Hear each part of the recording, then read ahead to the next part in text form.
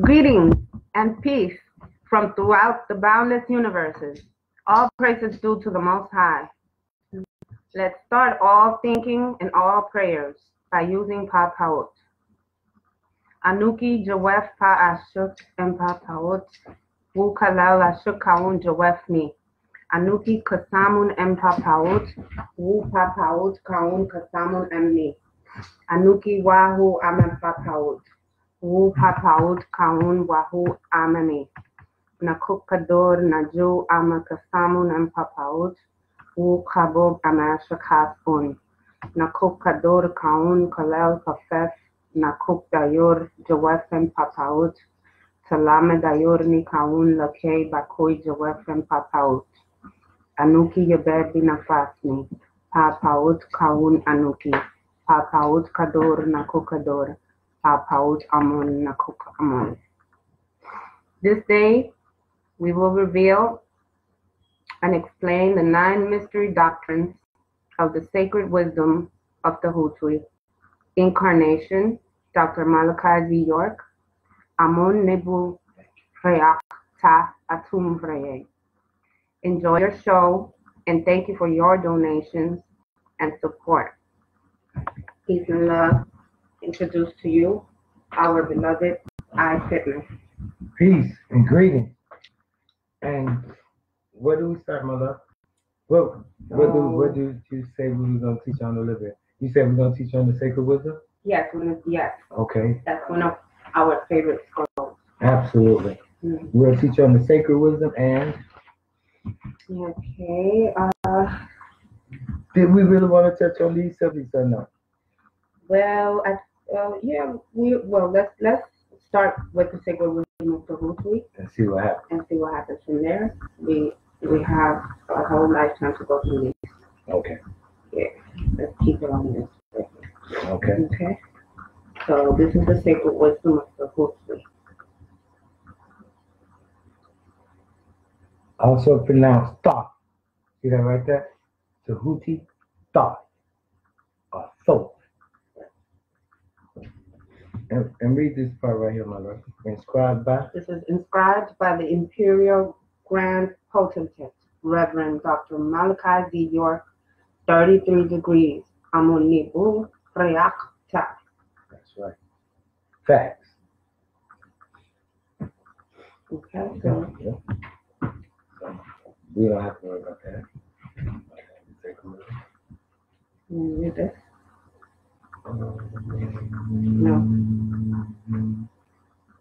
No. We're going to skip the authors note. We're going to go right into the sacred wisdom. We'll come back to the author's note another time. But due to time constraints, we'll go ahead on and skip that. And then we'll go to the reintroduction. So we will read the Master's Key. You want to read that or you want me to read? The Master's Key. The sacred wisdom of the Grand Hierophant Tahuti, Pasarun Hachumdun. The secret wisdom, the study of the Tahuti mystery of ancient Egypt by the Grand Hierophant Tahuti. Manjun Aguluk Li Pajehurat Shil Ba'uk. Mind your mind for the jewels of your soul. The ancient Egyptian order, setting the record straight on the Kabbalion by Amunibu Reak Ta.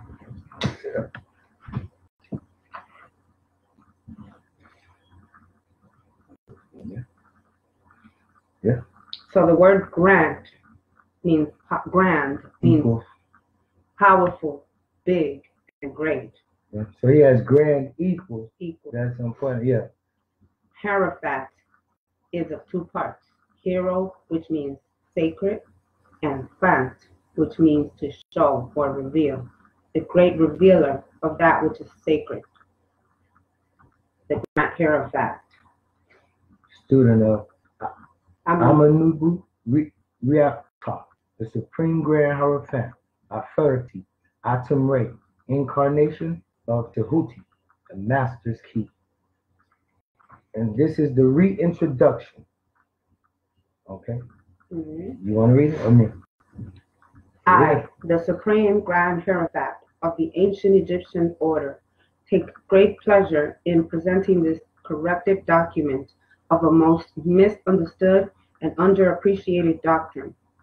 It was presented as a Kabbalion, when in fact it was a very poor interpretation by the Hyksos, Canaanites, of what they wished the great Grand Hierophant Tahutwi's thoughts works for the world were about, and the onlookers were misinformed in order to sway the true seeker from the right path to the blinding light of European belief systems, and the secret doctrines were all but lost.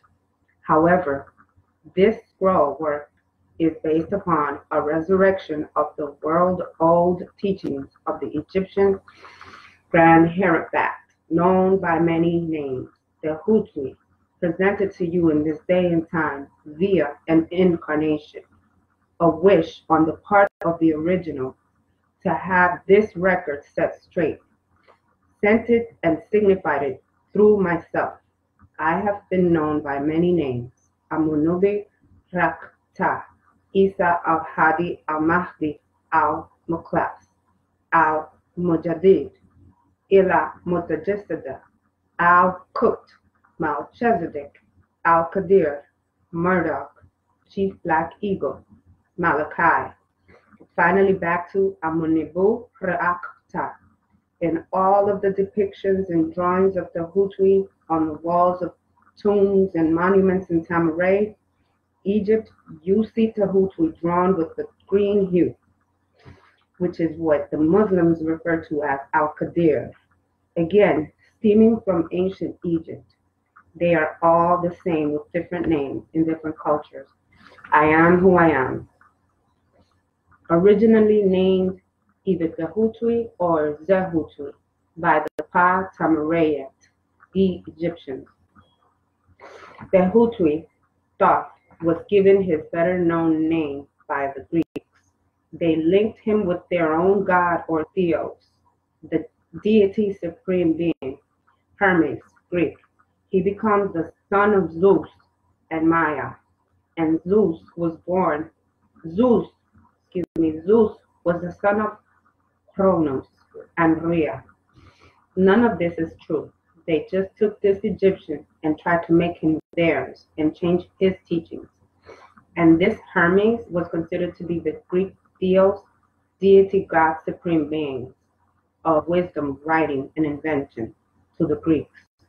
They get their word theos from the Egyptian supreme being Theories or Theoris, a goddess of women in childbirth, protectress of babies. That's right. This is the word used in your Bible, your Bible, New Testament, in the Greek for God. Tahuti was also the messenger and spokesman of the Neterat, supreme beings. After Tahuti, and finally a lunar Neter, supreme being, under the sun god Re or Ra. You can see the Greek word theos come from the hieroglyphic word Tahutwi or Thoth. The worship of Tahutwi Thoth dates from the pre-dynastic period, which itself dates back before 10,500 years, and his standard appears on artifacts of this time. And his name, Jehuti, spelled D-J-E-H-U-T-I, indicates that he originated in the Hittite nomes of the Hut in Lower Egypt. He is represented as a man with the head of an ibis bird, which is often crowned by the crescent moon.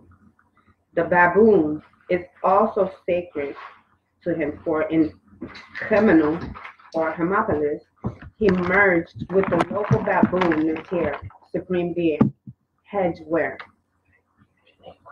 Thank you. According to the Samat, funeral priests, and the Wabat, spiritual priests of Chemenu, Hermopolis, it was Tehutwi Thoth in the form of an ibis who hatched by the power of his voice alone. The world egg from which all creation issued. Other stories relate that in the chaos of Nu, he awoke from eons of slumber, and opening his mouth issued the first sound, Kun. This original sound assumed form and became the first 8 beings, 4 Neterat gods, supreme beings, and 4 Neterat goddesses, supreme beings. The Fashunat of gods, who represented the elemental forces that existed before the creation. The Big Bang was not a bang, but rather a Kun, which became the sound and some say Aum, others say Om, to Amun, to Aum, nature, and of course, Min with the staff of life, the two ball canes. Thoth was the Greek renderance of the Egyptian hieroglyphic Tahutwi, scribe of the Neterat, and personification of divine intellect. Thus, patron of learning and literature, as I said.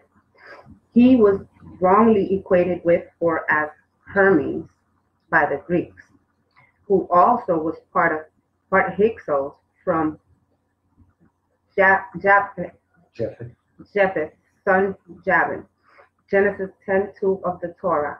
The Hebrews prove that the Greek were also from the Hebrew by way of Noah's son Japheth, whose son Javan was Ionian, which is Grecia, Greece, found in Strong's Greek and Hebrew lexicon number 320, Yavan. So the Hyksos were Hebrews and Greeks. Tahuti Thoth uttered the words commanded by Ra, that created the world, which was Kum.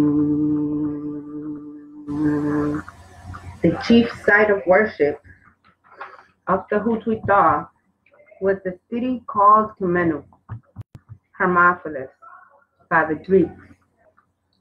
There, the Hutui Thoth was called master of the city of 8, the Agdars. This referred to the 4 pairs of primordial supreme beings called 1, night, 2, obscurity, 3, secret, and 4, eternity. These shadowy supreme beings are portrayed with the heads of frogs and serpents. That is, they were in deeds and actions human reptilians. They symbolized the very first stage of growth, called creation, as it emerged out of the mud formed by the union of heaven and earth, air, water, and dirt.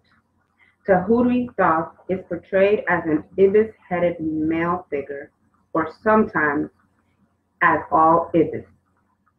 That is, a man wearing the ibis bird mask.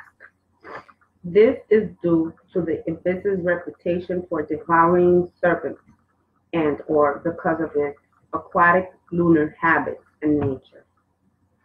Tahuti Thoth was intimately connected with a variety of lunar functions relating to cycles of time, measure, and movement. As divine scribe, Tahuti Thoth is frequently encountered in judgment scenes, recording the verdict returned by the balance, or in temple friezes, recording the deeds of the rulers into eternity. Tahuti Thoth is the recorder who keeps the record of our deeds and thoughts, the Nebu, Lord of divine words or words of power, the thrice great. As you know, Tahuti's name is also spelled Jehuti, D-J-E-H-U-T-I, also Zehuti, Z-E-H-U-T-I, and Thoth, T-H-O-T-H, from which you get the word thought. Thought. Thought. He was the recorder of time, as Num, or Knum, is the keeper of time. As Knum is the keeper of time. Neter, supreme being of learning and right knowledge, right wisdom and right understanding, giving both information and affirmation, again associated with the moon. He was called Neb Shil An, master of heaven. Nefer Shil Ushat, beautiful of night, and Saket Bashur, silent being. As previously said, he is seen as a man with the head of an ibis mask, considered his theophany.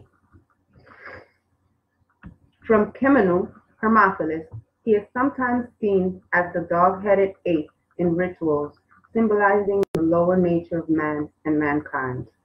He was the master teacher of priests and physicians, and looked on at the creation of mortals, master inventor of magic.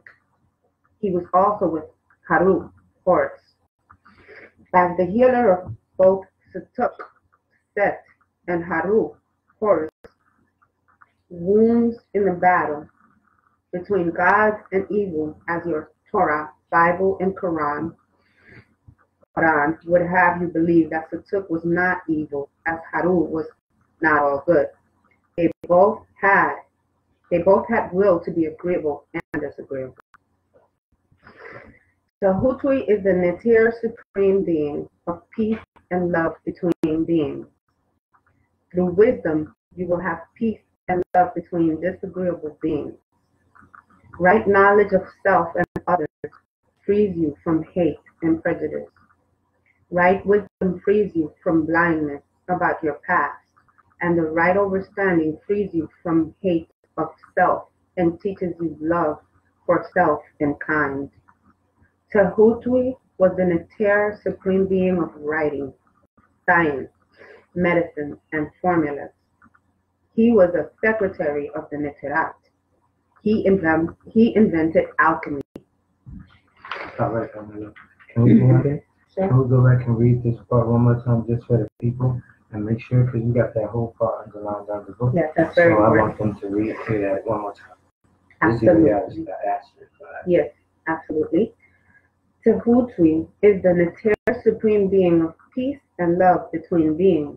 Peace and love. So listen to that. Peace and love. Okay, go ahead, my love. I ain't gonna hold up too long. Through wisdom, you will have peace and love between disagreeable beings. So through wisdom. So then between peace and love, you should put this word wisdom.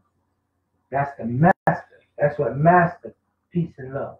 Not intellect, not intelligence, not wisdom cause I'm 50 or I'm 40 cause I'm 80. Maturity, wisdom, maturity. Not adulthood, not parenthood, wisdom, maturity. So this wisdom is the mediator of peace and love between agreeable and disagreeable beings. So we will have to write agreeable over here, agreeable over here, and disagreeable over here. But either way, we know we have peace, love, agreeable, disagreeable, and wisdom here. You see that? And that goes back to the 5 points we discussed yesterday, the quintuplication of information and knowledge. So that's what wisdom does. And right here, we just wanted to point out that the sound, a lot of people teach that the sound was on. You see, a lot of people go and they chant and they go, and they say that that's the first sound. But we see here that the first sound was kum, kum, kum, kum. Yeah, kawum. Like is, like was, like be, like exist. Kum. And then that's where you get kanum, halu, creator, or, kalum, in the all. Kalum. Yeah, you get that from that. Okay. So this is where it comes from. Kum. Kum. Yeah. And so then you get, or I should say that this is the root. Right, it's kum, and then that prolonged is just the after sound, like the echo it left behind. Yeah, absolutely. But in reality, the actual first sound was kum. Yeah. It didn't even prolong itself. It was just like kum. On this side of the universe. Right, and it's then this sound kum. Kum. And go ahead. And then the prolonging of it is what people do when they meditate. Yes, this is what they do here. Yeah, this is what they do here. You're right. And then this became and we talked about the M and the N. From the first letter A to M is the 13th letter. From the last letter D to N is the 13th letter. So that's 13 and 13, and that gives you 26 letters. So it's a sacred tone in between here, right? That has to be pronounced, okay? And we won't do the pronouncing of that sacred tone that's in between here. We'll just say that there's a sacred tone between here that only certain people know. And then from there, we move to just Om. See, without the N. And now we have the N reversed on the other side of the M and the CU. So now we have Om. And then we move to just O, just Om. And then Anu. And then so. So these are the different facets of what it became. Okay, and then over here, last one, we have DJ, which is just like in the movie Django, when he said the D is silent and it's Django. Well, it's not really Django, it's really Django. Like Django.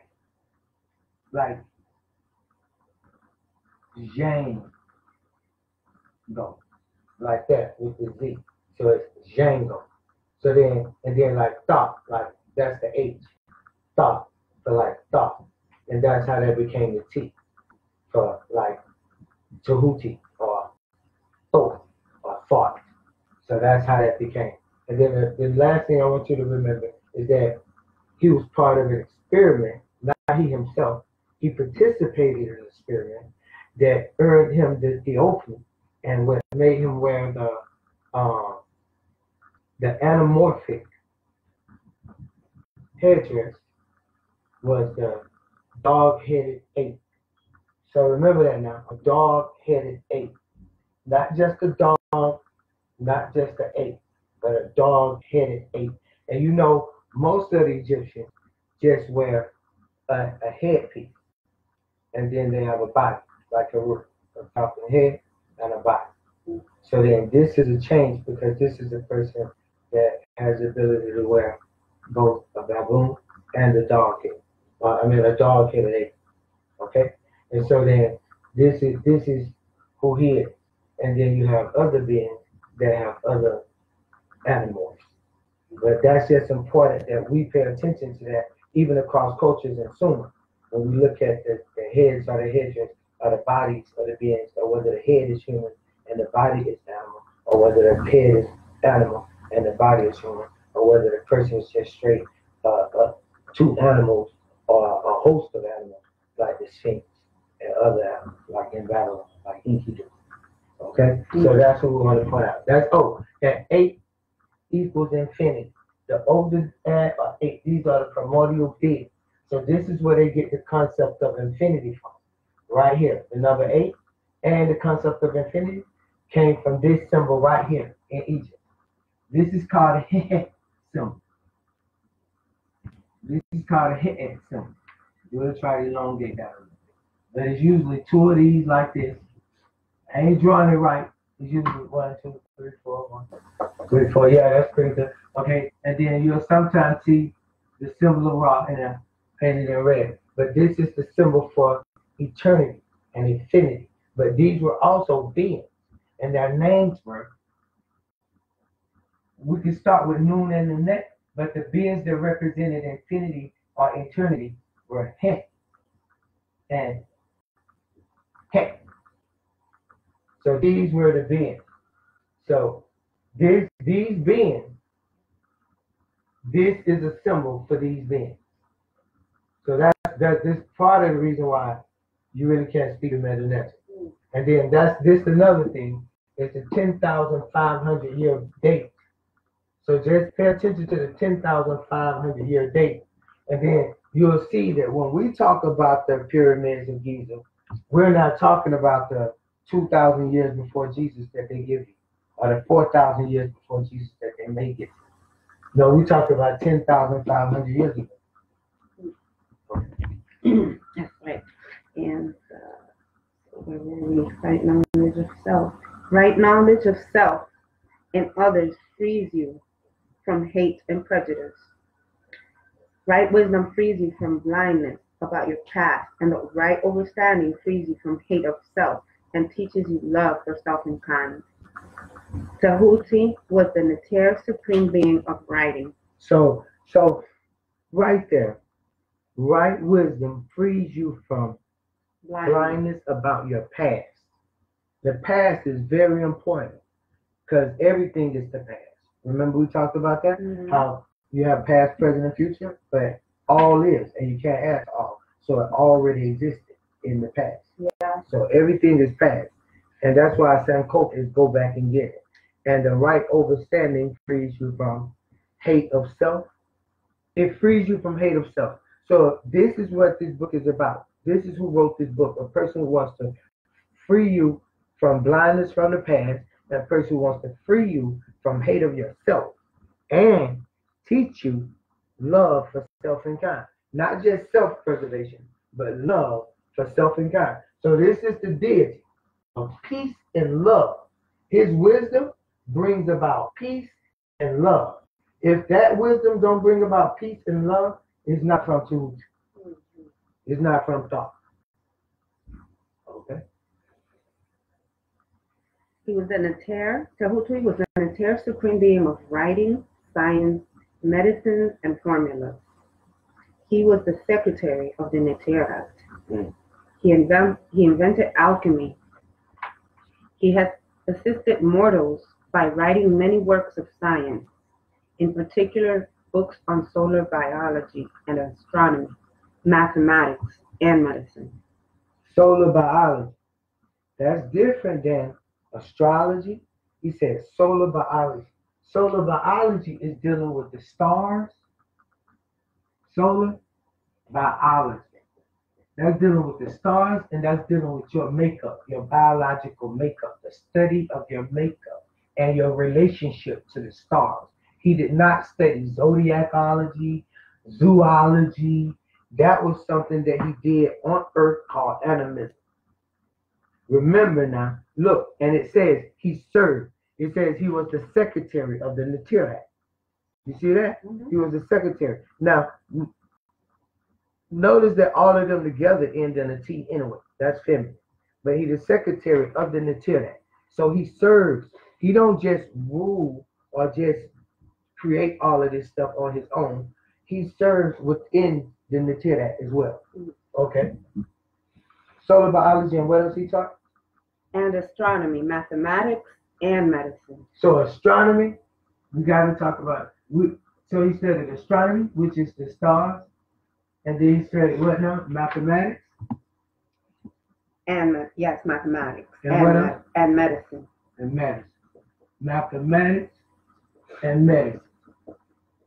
So we don't really even have to even discuss that. We just want to point that out because when it's being read in the book, it goes by very fast. But we want people to know that this is what the greatest mind on the planet Earth, Tahuti, studied. This is what he studied. Also writing, science. Yeah, right. That's what I want you to help me out with. And formulas. Writing, science. Right? Science, you said? Yes. And formulas. And formulas. Okay. So that's it. So that's what we wanted y'all to know. That this what Tahuti studied was writing, science, formulas, mathematics, medicine, astronomy, solar biology. And this right here equates to STEM.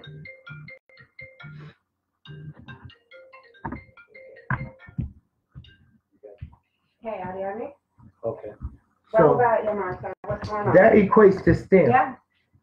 So I'll let BASTET come back and read that. Oh. Yeah, I'm like, Okay. wait, I keep putting on my live stream. Hey, bro. Yeah, so No, what I no, was no, gonna hold say. on. Yeah, tomorrow. You buy. Hold on. I'll call you back. I'm doing a live stream.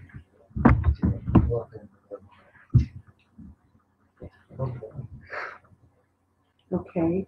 Excuse me. Maybe that's my daughter. Help me. Where were we? Live stream. Let's go. Okay. You were on the next page, I think. Yeah, you were right. He assisted mortals by writing books of science, solar biology, Yeah. astronomy, mathematics, and medicine. 46 records of his is kept secret from the hands of the beast man, the evil ones. Tehutui was the keeper of the records of existence and destiny, and the time of the renewal of all history. 46 records, y'all. 46 major numbers. 42 declarations of innocence before the Nitiru, the tribunal, and it's 46 records here that Tahuti kept. Which comes around every 24,000 years. Each cycle, each moment, second, minute, hour, day, week, month, year, generation, jubilee, century, millennium, equinox, procession, epoch. Tehutui came down from Septet, Sirius, and he also spent time in Sahu, Orion, and was a part of the Moon and Mars project in the seeding of this planet. Being a man from planet Risk in the 19th galaxy called Ilium, he has no mother or father, beginning of days nor end of days. He was also known as Melchizedek, Al-Qadir, Rahma, Yanun, Al-Kut, the spokesman for the deities. He was also found in the records of the Hut in Lower Egypt, along with his mask of the ibis bird, which they use as a dove in other religions born out of Egypt. He is crowned by the crescent moon, master of the moon cycle, all those beings created therein. This is why Caucasoids worship him in their secret lodges and temples, which is also where the Muslim world gets the worship and following of the moon for all their religious ceremonies, from like their fast Ramadan. The gods Allah and his wife Alat were moon or lunar gods of old Arabia. Allah being the sun or star, and Alat being the moon or crescent, called in Quran the light of the heavens and the earth. A whole chapter in the Quran is devoted to the sun, Quran 91, and the moon, Quran 54, the stars in Quran 53, and even the zodiac in Quran 85. So they pray under the star and crescent. Just look at a Muslim mosque with stars and crescents on top of them. It also comes from Egypt, but the Jews, Hebrews, Israelis use the star from their god Yahweh. The baboon is sacred to him, for on earth at Khemenu, Hermopolis, he merged with the local baboon, Nectar Supreme Being, Hedgeweru, or Hedgeweru, the great white one, part of the seed of the beast man, used in their graftation according to the Wabat priests of Khemenu, Hermopolis. It was Tehutui in the form of the ibis who hatched by the power of his voice alone, saying, be or exist, and the world's egg from which all creation issued, meaning he did the formula to the gene splicing for Canaan, creator of the beings of this cycle. The Muslims and Hebrews call him Al-Khalaq or Ha-Khalaq. But in Egypt, he was not the creator, but just one of the many creators. Khalaqan. You see where the Hebrews and Muslims got the name. You see where the Hebrews and Muslims got the name from. Khalaqun or Kanun. Also in the Nun or chaos, that is Al-Nawur, the light, he awoke from eons of slumber, and opening his mouth issued the first sound, Kum, of the Big Bang. A word the Muslims borrowed also for existence, and the first sound, Kun Faya Kun, in Quran 36:82. This original sound assumed form and became the first 8 sea beings, 4 females and 4 males, the Abdad, the elemental forces that existed before human creation. These reptilians existed in the great abyss or dark sea called Nun. Again, the Muslims use this word Nun as the sea creature in their Quran. The 68th chapter begins with Nun, creation, and Jonah's whale.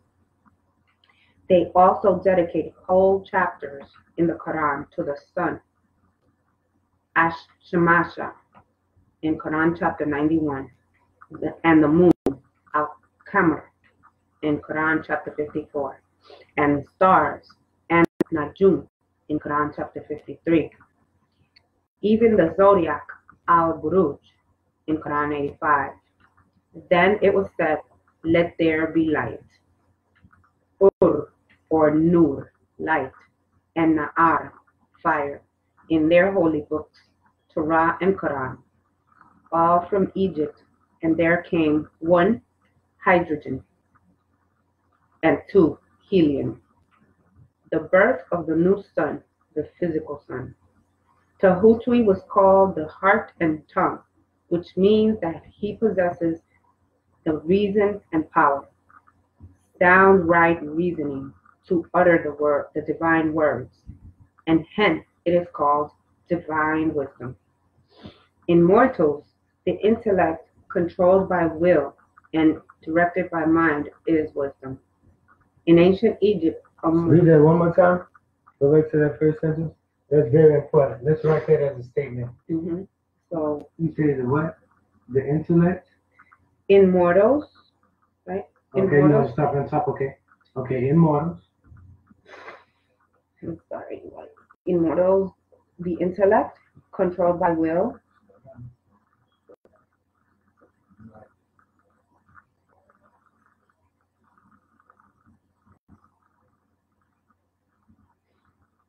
Okay.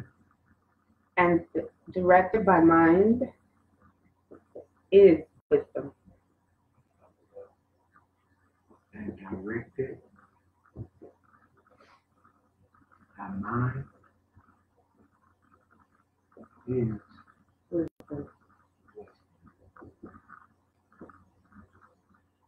Wisdom is what? Wisdom is peace and love.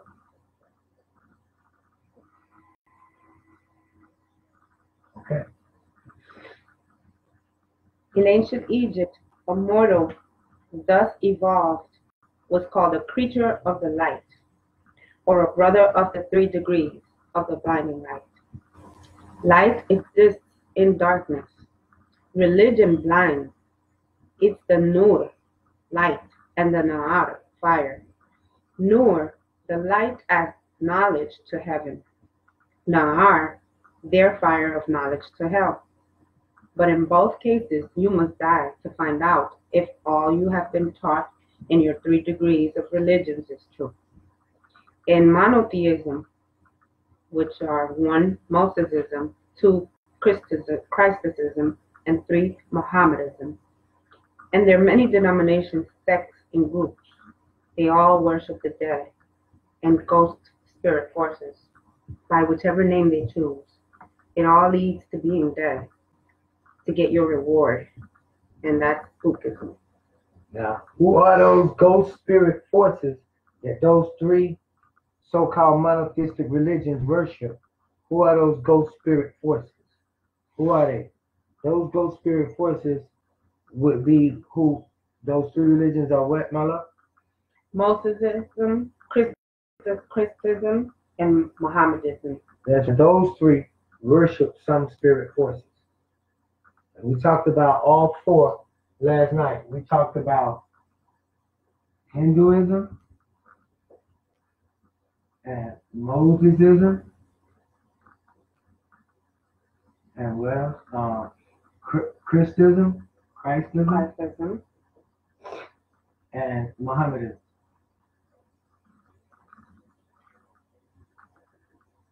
So that's it. Hinduism, Mosesism, Christism, and Mohammedanism. So the dead spirit forces who these three worship are called the demigods of these religions, of this religion of here. This religion has many faces and many ways of incarnating itself. But nonetheless, that's where they get it from. Okay. The Hutui Thoth, along with Anubis, are the judges of the dead, the redeemers and balancer of all worlds, the recording angels, so to speak, the judgment of the soul in the balance, in the hall of Osiris, called the weighing of words and actions. Action is the meaning of the words of power, not the words of religion, which are the words of man. Read that one more time. Action is what? Action is the meaning of the words of power, not the words of religion, which are the words of man. So you say words and action. Mm-hmm. Okay. All knowing and knowledge of your creation, your health, your death is your knowledge, wisdom, and understanding. Kept by this Neter Supreme Being Tahutwi in the ancient Egyptian order, AEO, and Ashutat prayer is said as you stand before him in the midst of the Holy of Holies shrine temple of the Black Pyramid, which reads, Nuk ama aruyun ya Tahutwi, aswelu dik antuk, galub kadosh Neter shafwini wa. Harusni wa kar hasunuk istaras nuk aswelu dik antuk maluni kar hadosuk ashuk, which translates in English, I, as your child, O Tahutwi, ask that you, most holy supreme being, heal me And the person that I'm with. Go ahead. And protect me. And the person that I'm with your best protection. I ask that you fill me with your divine love. Dik kalok ba hautni wa jakol wa gut wa ya galok kadosh tehutwi neter menu hadoy kol devasati asabulat wa fa ufsalat shil pa ba'ad hayu nuk aswalu antuk liya Sasol ba'i karpa kator ba'at shil nafi damkatut kemamt ila teftet wa ila azum teftet kuka ila kuka dam ila dam Sasol wara a ila galubuk kadosh bashor nuk nadoy ala antuk liya nadoy ala Liya nasor pabanor, nuk nawartu fi renhum, wa liya janubum, the book ila antuk, which translates as, that your spiritual soul surround me and the person I'm with at all times, and all most holy Tahutwi, supreme being, who guide all through the paths and the trials of the afterlife. I ask you to link my soul with the many souls of my own bloodline, mother to father, and to great-grandmother, seed to seed, blood to blood, linked back to your most holy being. I call on you to call on the name of the deceased that you wish to see the candle I lit in their name and to bring them near to you. Akfurhum li shihum, barakun tem lama antu, masalhum ukra nim nafsun, hau wa damsasun. Forgive them for what they knew not when they worshipped other than their own family and bloodline. Tehutui nuk nadoi antuk lia hasu, bi hanu dekuyun shel shafuyuk, harus ba ila shawati I, shel antuk dik nuk yakol, saun dikhar nikti nafasni. I'm sorry. Ni finafsi, dar ama ish istahrasum wa shafoy ama nuk bagum, gabla antuk, nuk sagot, ala rukubat, wa tahut nasufi, ila antuk, garu, gadosh, neter tahutui. Tehuri, I call you to transfer by Hanu a portion of your healing, protecting soul to my Shawati, of you, that I may keep it with me in my own home as a protection and healing. As I stand before you, I fall on my knees and humble myself to you, most holy supreme being, Tahutui. Arus pa hau fihaza, hayu pa hayu ila hador. Protect the family in this life and the life to come. You then kneel before the Neter Supreme Being and say, Ya Tahutui, Fatuhat Shil Pa Tarugat, Pa Tarugat Shil Pa Garu. Ya Tahutui, Fatuhat Shil Pa Tarugat, Pa Tarugat Shil Pa Shamu, Pa Tarunat Bainaneteru Wa Inosat, Dahu Di Makod, Wa Juhun Shil Pa Heb, Safura Wa Pa Ian, Antuf Kalun Bimu Adul. Shahudmun bi Yaum Ama bi Ushat. O Tehutui, opener of the ways, the roads of the west. O Tehutui, opener of the ways, the roads of the north. The recorder between supreme beings and mortals, displaying alternately a face of the ibis bird and the baboon. He is equally watchful by day as by night. Yakol Tahutui Sanuk Samugi, Tadut Fadik, Nuk Yakol Sakor. May Tahutui make my brain firm so that I may remember. Nuk Kabatu Nasufi Pamoya, A.K.a. Paneter Tahutui. Kabashu Lama Antu, Nafashu Pa Makatu, Shil Daruna Wa Shahud. Damugi Kalun Padamug, Shil Tahutui. This is diagram 1 with the Hutui holding the new bowls, frankincense and myrrh offerings.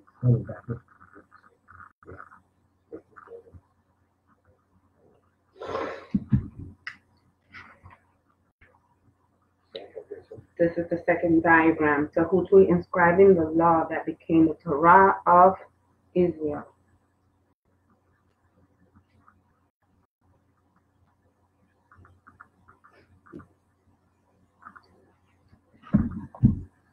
I have washed myself in the water, wherein the Supreme Being Tahutui washed, when he performed the office of recorder and witness. My brain is the brain of Tahutui. There has been a great deal written about this great Egyptian Neter Supreme Being, notwithstanding the countless references to his teachings in the many works upon religions today. This is whom they all worship in monotheism. The many earnest searchers after the right knowledge, right wisdom, and the right understanding, outright truth, will doubtless become the appearance of the improved present scroll. The purpose of this work is to set the record straight, not a new doctrine, but rather is to give to the students of ancient Egyptian order a statement of the truth that will serve to reconcile the many bits of religious knowledge that blinded them all their lives, that they may have the facts, not beliefs, and the faith of all religions, which are apparently opposed to each other, and which often serve to discourage and disgust the beginner in their quest. Stop right there. I want to point something out real quick right here, because we wrote right here demigods, we wrote right here Hinduism, Mosesism, Christism, and Mohammedanism. Well, Sorry. Any of the isms that you have, any ism, any kind of ism, any word ends in ism. I don't care who uses it. If it ends in ism, you should watch that word. I don't care who uses it or how it's used. We, as Watkins from the Holy Tabernacle Family Guide on up, we know we do not deal in isms. We do not deal in isms. We barely deal in ology, like solar biology. We barely deal in ology, but we know that means study. We don't deal in isms though, at all. And so these isms, we don't deal with that. So now, what I'm pointing out is that Tahuti clearly says, read this part again because we got to start right there. Right here, the ancient, just start right there. Ancient Egyptian order, a statement. What? A statement of the truth that will serve to reconcile. That will serve to reconcile. So he is giving the truth, so it can be, so something can be reconciled. So it's some paradoxes, it's some parables. Greetings, peace, and thank you for the love. Thank you. And then it goes, so it's some parables and some paradoxes that have to be resolved. Go ahead. The many bits of religious knowledge that blinded them all their lives. The many bits of religious knowledge. Don't confuse religion. Now watch this. Religion, we're going to erase the dog here to 8. But religion, don't confuse religion. Okay. I got one. Don't confuse religion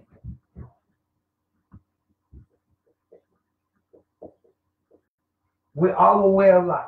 Religion, right? Religion, let me remove it right there. Amen. Religion means to tie or to bind. That's what religion means, to tie something or to bind something. And that means to yoke. To yoke it, right? To yoke a thing. So now, the word yoga means to yoke. And to yoke means to tie or to bind. So this means that yoga is your first religion. Yoga is the original religion. This is where religion actually came from. This is where religion came from. Notice the word I'm saying now. Religion came from yoga. And Muhammadism, Christism, and Mosesism came from Hinduism. So Hinduism is yogaism, guruism. So this is the first religion, and this is the first god of those religions. So you should see the link. So we don't practice religion, and this is why we don't practice yoga, because yoga is the first religion, the world's first religion. And Hinduism, Mosesism, Christism, and Mohammedanism are all one and the same. So now, what is it that we practice? Let's go ahead.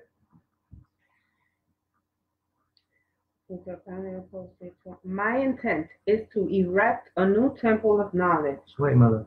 Reconcile. Start right there. Reconcile. That many. Of the ancient, to reconcile the many bits of religious knowledge that blinded them all their lives, that they may have the facts, not beliefs and the faith of all religions. Okay, no, the facts. So obviously, is some truth out there. Is some truth out there. And there's some facts out there. There's some truths out there, and there's some facts out there. Okay? Let's go. Which are apparently opposed to each other, and which often serve to discourage and disgust the beginner in their quest. So these religions and this type of having this journey of having to go through Mohammedanism to Christism to Mosesism to Hinduism and be in religion all your life and don't know it's yogaism and be into that all your life and then never find the truth. And this starts at the beginning. So this discourages the beginner because it's nothing out. It's nothing there. It's no truth. It's no real way there. It's only religion. And so this is what people actually think is the journey. And that's why Dr. Malachi York had to come and take us through these schools so that we would be prepared to teach other people that no, that's not the way. That's not our way. That's not the Patarak. That's not the Sadil. That's not the Siratul Mustaqim. That's not the way. That's not how we do it. So then this is what we want to show you is that it's a wrong way to do things and it's a right way. So it's some truth and fact about these things that Tahuti trying to express to us.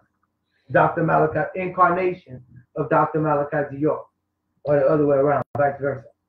And he says, my intent is to erect a new temple of knowledge. And my intent is to erect a new temple of knowledge. So we like that. That drive right there. The drive of Tahuti, of the great one, is to erect a new temple of knowledge. So when you see your brother, me, I, Bess, and you see your sister right here, Bastet, when you see us, and you see us trying to erect a new temple of knowledge, when we talk about the numbers new and on, it shouldn't be a single problem in nobody's mind as to why somebody would want to do that. As to why somebody would want to follow in the footsteps of the greatest ones to ever live, to erect a new temple of knowledge on the planet Earth, to help guide people to right knowledge and right wisdom and right understanding, sound right reason. Go ahead. And place in the hands of the students a master key, or Ankh, with which they may open the many inner doors in the temple of mystery through the main portals he or she has already entered. There is no portion of the Egyptian teaching possessed by the world which have been so closely guarded as the fragments of the Grand Hierophant Tahuti's teachings, which have come down over thousands of years, which have elapsed since the lifetime of its great founder, Tahuti, the scribe of the Niterat, the Supreme Being, who dwelt in old Tamaray, in the days when the present race of Hyksos or Canaanite Hebrew Greeks were not yet grafted. Stop right there. So it's a part of Egypt. Keep your finger right there so you don't forget. So it's a part of Egypt that's pre-dynastic Egypt that existed before the Hyksos, before any invaders, before any Caucasoids was even on the planet, before they were even grafted. Remember, Tahuti participated in the grafting of them. He saw the making of them. He was part of the process. The dog hit ate. He was part of the process. So there wasn't a thought at this time what we're talking about. So we're talking about Egypt of old. We're talking about old Tamaray.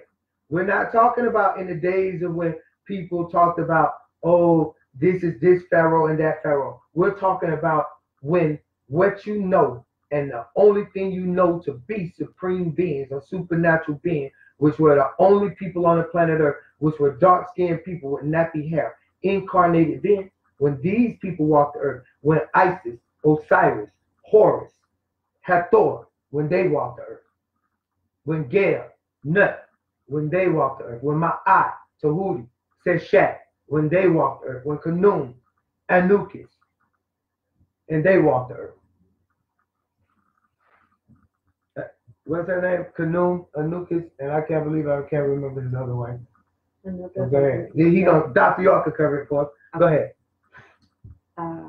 When the Hebrew Greeks were not yet grafted into existence, which took place only 6,000 years ago, contemporary with Atumbre, and because the legends be true, an instructor of that venerable teacher Tehuti was and is the great central sun of all mystical orders, whose knowledge serves to remove the mystery of light, is truth. The mystery of light is truth. Because, okay, you have light and you have fire. And then it goes another step, though, because you have black light or black. So now, this is the truth. This is called knowledge. Because nonetheless, truth is, knowledge is life. And this is fire. You see that? So this would be what you call falsehood. Or false. So you have truth and false. So you have this. So truth is where the black would be. Light would be where the knowledge would be. And false would be where the smoke and mirrors and the fire would be. So this is what Tahuti is trying to reveal to you. That beyond, even though Tahuti himself is a bearer of light. We just saw that Al-Nur. Even though he himself is of the light, he recognizes that the light is not the truth. The light is only knowledge. The truth is here. Okay.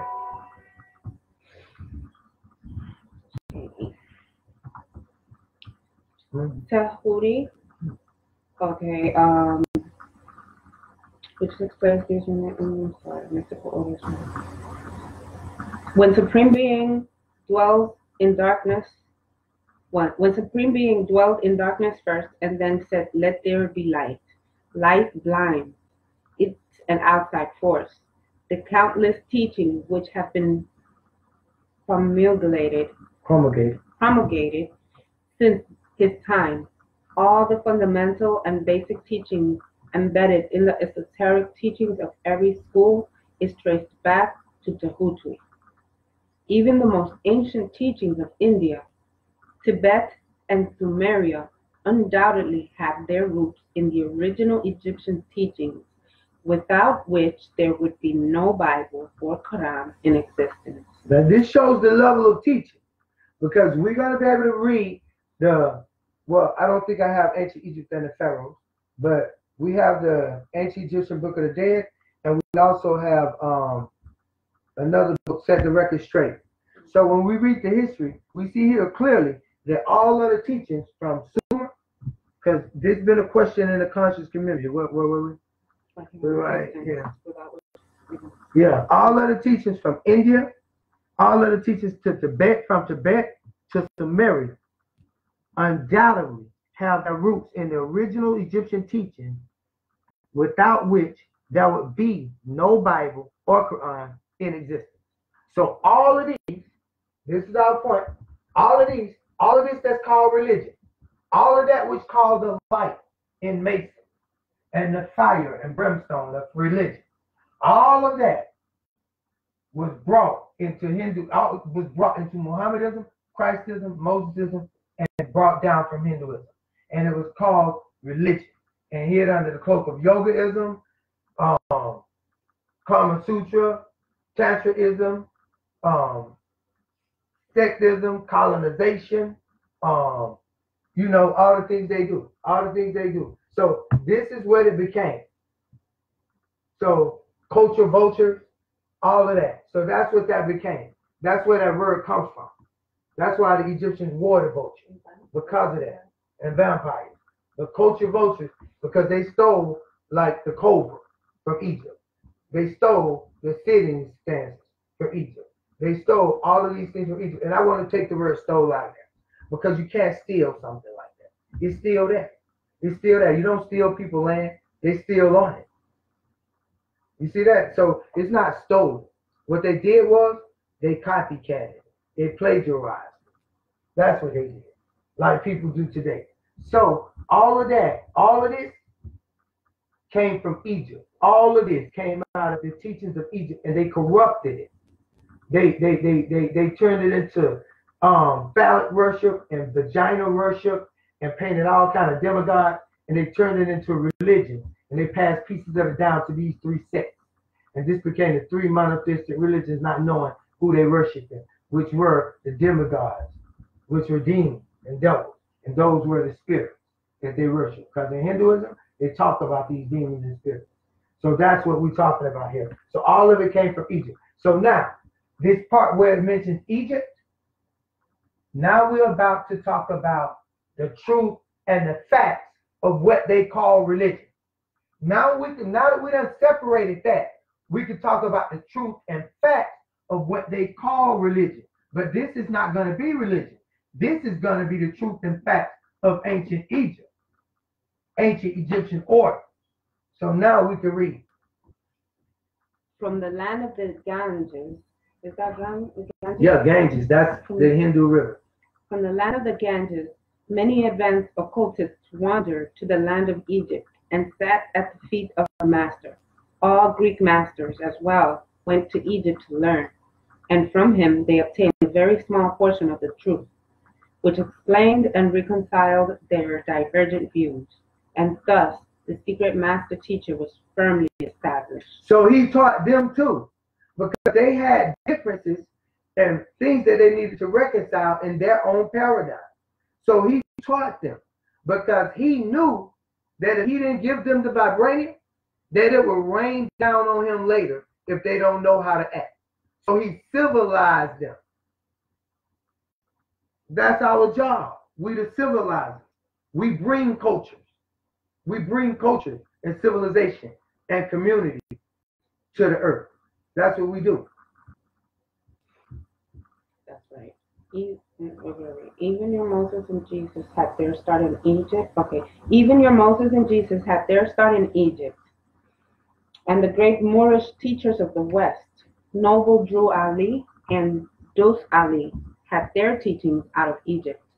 From other lands also came the learned ones, all of whom regarded Tehutwi as the master of masters. The grand Hierophant Tehutwi and his influence was so great that, in spite of the many wanderings from the path on the part of the centuries of teachers, that's the many wanderers right there. That's where religion crept in. When he say the many wanderers on behalf of those teachers, that's religion. In spite of the many wanderers from the path on the part of the centuries of teachers in these different lands, there is still the secret teachings called Haka. His mystical teachings as found today with the ancient Egyptian order only, and correspondence which underlines the many and often quite divergent groups that use his holy name and taught by the occultists of these different lands today. The student of comparative religions will be able to perceive the influence of Haka, the teachings of Tehutwi in every religion worthy of the name now known to man as Mosesism, Christism, Mohammedanism, and Buddhism, Taoism, and all others, whether it be a dead religion or one in full vigor in our own times with new names. Oh, right there, that's great. Where he says, what Dr. Malachi York writes, Mosesism, Christism, and Mohammedanism, and Buddhism, that's letting you know, and Taoism, that's letting you know he headed to Indo-Asia. He headed it. And he letting you know that those are included. I can't list them all, but these are included. So all of that's religion. So you can't go nowhere over there and find nothing but religion. It's not going to be your way. The truth is in Egypt.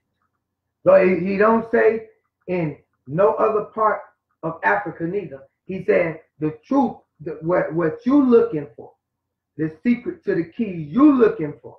You very well may have people from Zimbabwe, from Kenya, from Monodapa, from Rafali, from Rhodesia, from Uganda. You know, you can have people from anywhere, Mali, everywhere. But that has nothing to do with the truth you are seeking in order to understand even those people. The truth that you are seeking for those people is in Egypt. And there's been a lot of teachers leading the people away from Egypt, saying, no, it's other parts of Egypt. Yeah, it's other parts of Africa. There are other parts of Africa, but there are no parts of Africa with the records that we kept in Egypt. And that's the point. It's where the records are. It ain't about going on some fictitious trip and going on some ego trip. No, start where the facts and the truth is. And then once we start there, then we can go and explore what we're talking about in other places where we might have raised up. But right now, in order to break this spell, in order to understand this religion and this state, democracy and republicans and all of this politics, this philosophy, penal system, in order to understand that, we got to understand peace and love. We got to understand wisdom. We got to understand where we get this from. We can't be under the illusion that sacred geometry is cool. We can't be under the spell that, oh, I could put up a Buddha statue. That's all right. See, that's still under the spell. All of that, you haven't passed the capability test. If you have one symbol of that crap at your house or anywhere, you haven't passed the capability test. So this live stream is not for those people. So it's not for them to go talk about, because it excludes anybody with any kind of religion. If you're attached to religion in any shape, form, or fashion, leave now. This is not for you. This is only for the people that's awake and ready to do something about it. So if you even woke and ain't ready to do something about it and build a new world edifice, then we ain't talking to you neither. Because we're talking to people that are active like the gods. The gods are active. They incarnated the very principles that people talk about. That's why people say, oh, they were principles. Yeah, they were principles because they were the principality. They incarnated, they personified, they manifested, they materialized the very existence of what you call love and peace and wisdom. They exuded it from them. And that's what we're talking about here. So if you're ready to talk about doing something like that and leave this religion alone and get to the truth and facts of Egypt and ready to accept that this is where the records were kept, at the center of the earth, on the largest tectonic plate, on the last standing wonder of the world in Egypt, then you might be in the right place. But that's where we are. There's always a certain correspondence, in spite of the contrary features, that the Tehuti teachings act as the great reconciler. So it's always some link between religion and the facts. So that's what keeps people going to religion. Because when they hear the fact, it sounds similar to religion. Just like people hear the truth, they relate it to a TV show. It's the same thing. It's the same thing. So we got to stop doing that. Let's go, man. I'm with you. The life work of Tehuti seems to have been in the direction of planting the great seed truth, right knowledge, right wisdom, and right understanding, producing sound, right reasoning, nuapu, which will take you from behind the 9 ball, which has grown and blossomed in so many strange forms, rather than to establish a school of philosophy which would dominate the world's thought. But nevertheless, the original truths taught by him have been kept intact in their original purity by a few men and women in each age, who, refusing great numbers of half-developed students and followers, followed the Hakka, Tehuti's secrets, and reserved their facts, best kept secrets, best kept sacred, for the few who were ready to comprehend and master it. From lip to ear, the truth has been handed down among the few. Mum's the word, if you know what I mean. That's right. So now, we want to talk about this right here. where it reads, but nevertheless, stop right there. Let's read that slow. But nevertheless, the original truths taught by him have been kept intact in their original purity. Nevertheless, the original truths have been kept intact. So everything you hear, don't let a person tell you, no, that's his truth, that's your truth. It's not two truths. It don't work like that. The truth don't work like that. It don't work like that. You can't have, no, it don't work like that. It's only the truth. So then, if it's only the truth, then when this original truths taught by him have been kept intact, those original truths are still intact. The lies prevail. They promulgate it and they proceed the truth. We know that. But the truth, the original truths and facts are still intact. Okay. From right there, yeah, keep going from where we were. Intact in their original purity by a few men and women. By a few men and women in where? In each age. In each age. Now, who are these men and women?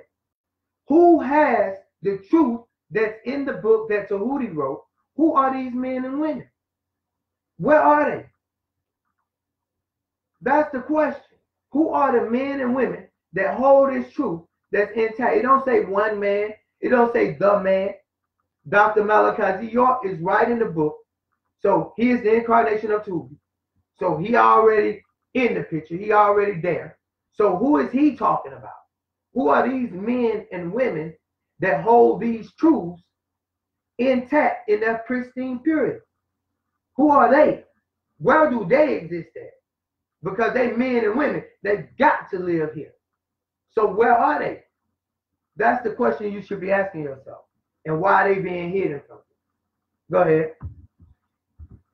Who, refusing great numbers of half-developed students and followers, followed the Tahuti seekers. The Haka. Haka. Yeah, that means that's from Egypt. They interpret it as magic or like mystery or mystic. They interpret it as that. Haka or Hakukta. One of the original names of Egypt was Hakukta.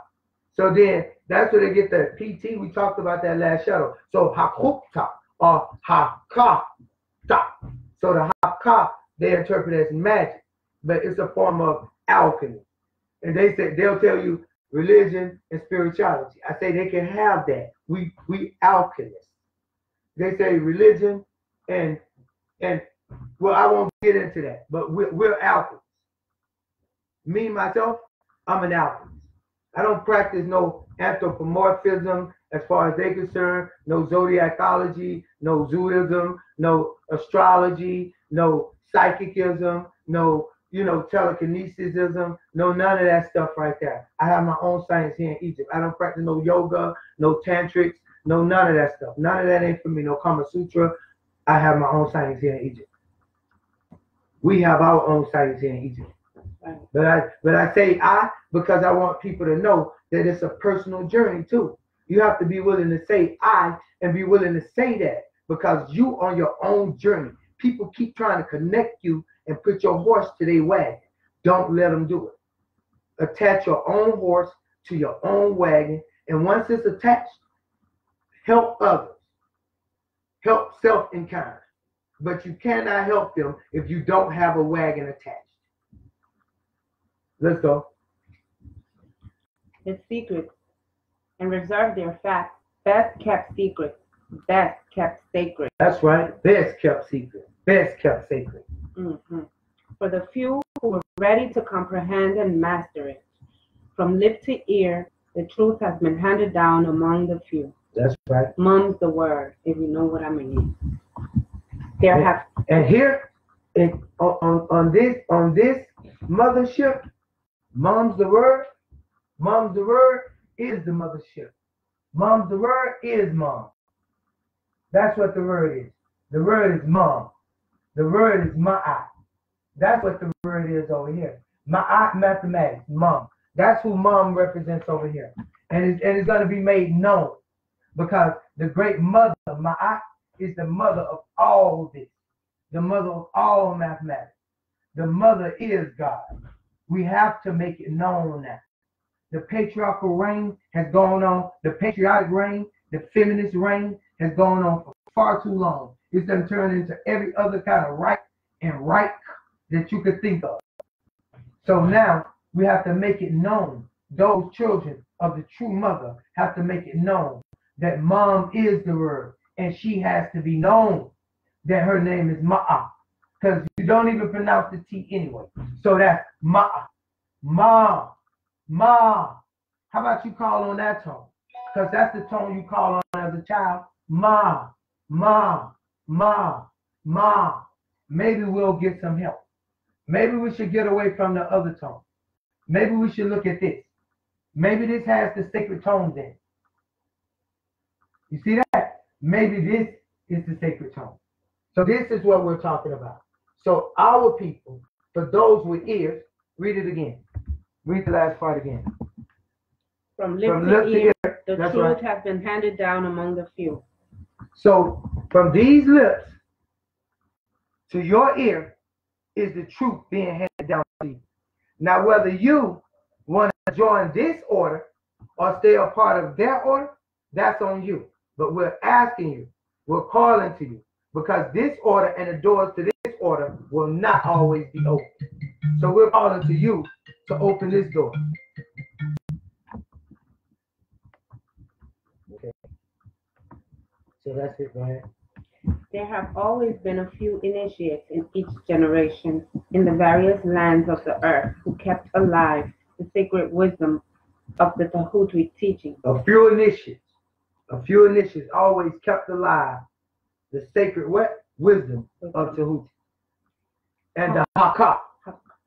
Haka, as it was called, and such have always been willing to use their minds to reteach the lesser minds of the outside world. Teach the lesser minds. They always were willing to use their minds to reteach, because it ain't like they didn't know. Or remind. To remind, that's right. The lesser minds. To remind the lesser minds, because they've forgotten certain things.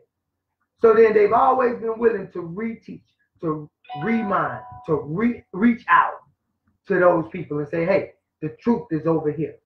The light is on. They were always willing to use their minds to reteach the lesser minds of the outside world about the darkness of truth. That's right. The truth that's great in the truth great in them, and put out the blinding light of the torch bearer, Lucifer,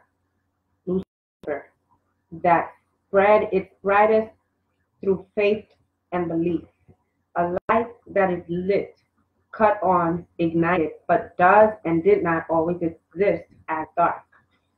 Calling light knowledge is a fact for knowledge. Calling light knowledge is a fact, for knowledge is simple to know something, and things happen with the light. But true existence is the pure state in which light is cut off, which created the reason to neglect facts. And when the wicks became dim with foreign matter, such as religious beliefs, there were always a few who tend to the altar of the truth. There was always a few who tend to the altar of the truth. When you say the wicks became dim, that's like the moon, and it waxed and it waned. So the lights became dim. Facts, keepers of the temple. And sorry about this. And we explained dim yesterday. We explained dim. When the lights became dim, we explained that dim is on this side. That dim is without light. The more light a thing has, the more you flood it with light, the more color and the darker it is. The more light it has, the more dark it becomes, because it absorbs more. And the less light it has, the dimmer it becomes. So when the lights become dim, it's talking about them. Literally. When the lights become dim, it's talking about them. Not us. We full of light. Okay. A light that is lit, cut on, ignited, but does and did not always exist as dark. And that's the meaning. What we're explaining right now is the meaning of the light shineth in the darkness, and the darkness yet to comprehend it. What that means is, when I say the dimmer, when you take the dimmer switch, and let's say the dial is here, and you turn it this way, and it turns more light, and the more light, the more light, the more light over here, then this way, then this light over here is dark because it's brighter. It's full of light. And if you could keep going till it got so bright, where it's full of every light, it would be black. It would be dark. So then that would be the black light. So as you turn it this way, it will lose less and less light, and it will get dimmer and dimmer and dimmer and dimmer, and things will turn more pastel, more opaque. And then there you go. So then the lights could go out. So that's what we're talking about here. So that's the meaning of the light shineth in the darkness, and the darkness comprehended it not. Because it's always been light. All of what you call black includes all light. There were always a few who tend to the altar. There were always a few who tend to the altar of the truth, facts, keepers of the temple, upon which was kept the secrets, the perpetual truth of existence before the light. These beings devoted their lives to the labor of love, which the poet has so well stated in his lines. These beings devoted their lives to the labor of love. The labor of love is wisdom and peace. To devote your life to the labor of love is to devote your life to the wisdom. Because you can't teach people about love and peace without wisdom. You can't do it. So you need the wisdom. Not intellect, not intelligence. We said wisdom. Oh, let the flame die out. Okay, the poet has so well stated in his lines. Yes, so go ahead. Oh, let the flame die out. Let the flame die out. Its light blinds. God. Cherished age after age in its darkness, in which deity dwells before saying, let there be light. In its holy temples cherished, fed by pure keepers of love, let the flame die out, the chaos. These men and women have never sought popular approval. They were always hated, called cults of all kinds. They are indifferent to these things, for they know how few there are in each generation who are ready for the real truth. But now the time has come for Saihu, mummy, to get up out of the Nep-Ankh sarcophagus of religion. Many of them hide in everyday life, acting like all others, going to synagogues, churches, mosques, acting like the best of Muslims, Christians, or Jews, but keeping the secrets sacred in their heart until just the right time. And now, doing what? Keeping the secret sacred until what? Until just the right time. Read that one more time. Many of them hide in everyday life, acting like all others, going to synagogues, churches, mosques, acting like the best Muslims, but keeping the secrets sacred in their hearts until just the right time. So that means that it's been many people that's been without the oil, that's been here amongst the Mohammedans, that's been here amongst the Christianism, the Mosesism, even went through the Hinduism, and then looked at these demagogues, and then went through the whole religion, and then been tied and bound and yoked. But these people that went through those schools, these people are supposed to be the keepers of this. These people are supposed to be the people that do this. That raised the Sahu out the Nep-Ankh. Those ones that do that. Okay. And now it is that time to confer this to those mummies and let them claim their rightful throne. It's time to confer this to those mummies. So when people tell you, oh, you have to spoon feed this and spoon feed that, it's time to confer this to those mummies in order to wake them up. Not everybody, just to the mummies. And let them claim their rightful throne, who would recognize the truth if it were presented to them. They reserve the strong minds, while others furnish the milk for babies.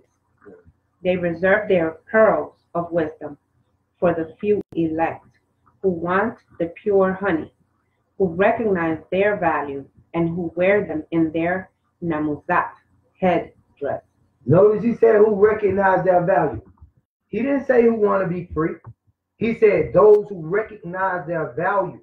He did not say those who want to be free. We address the word free. Free slaves, free workers, free labor. That's free. Value yourself. Invaluable, priceless, invaluable. Your wife, your family should be invaluable, priceless, not free. You want to hold on to them real tight, not free at all. Never be free. Nope, you don't want to be free. You want to be together. That's how you want it to be. Instead of casting them before the materialistic worshippers, the Hyksos of today, cursed seed of Canaan, who would trample the truth about the ancient Egyptians in the mud and mix them with their disgusting mental food and religions. These men have never forgotten or overlooked the original teachings of the Hutwi regarding the passing on of the words of truth to those ready to receive it. They become Hebrews, Christians, or Muslims, just to wait the time to give the real truth. To get a real truth, Nuwapu. They wait, they go through all these schools just for the right time to get a real truth. Nuwapu. Which teachings is stated in the sacred records of Atumbre, also called the Black Book, the holy tablets, as follows. In the Black Book, you'll learn from the start that the mother is God. And he shows you how the patriotic, feminist, and patriarchal have taken her position and wound it up in their Freemasonic lodges and their religious churches. It's the sacred records of Atum Re, the Black Book, El Hadur, the Coming. Now you have to ask yourself, why would he name the book the Coming? Who's coming?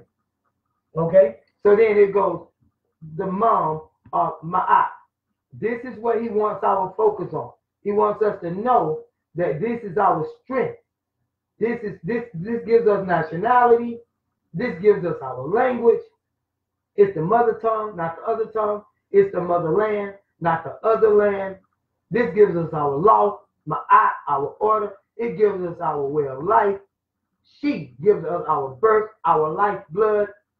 This is all we need.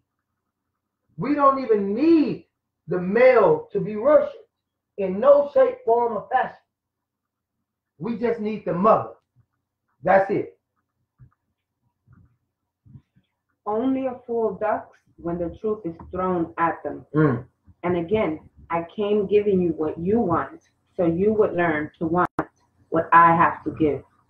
But their customary attitude has always been strictly in accordance with the other Egyptian teachings.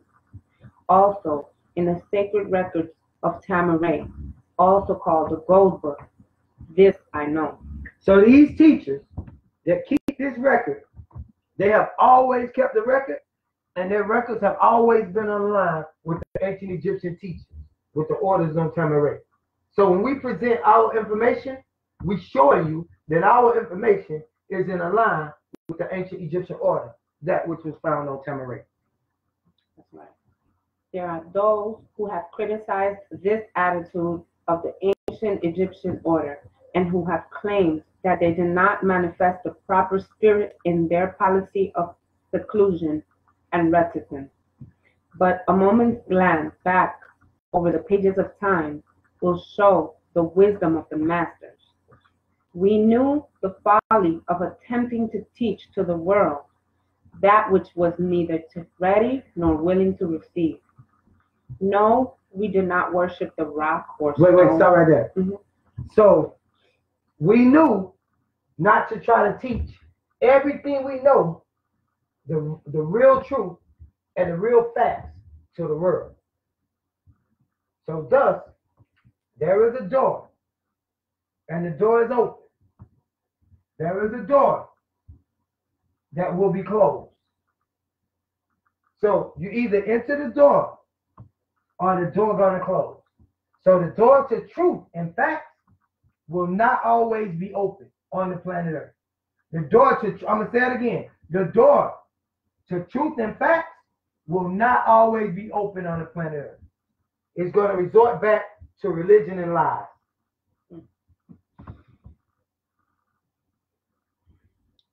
The ancient, okay, so this is not for the whole world. On every single book, the book reads, well, the scriptures, for HTM only. And that's what you need to know. This is for HTM only.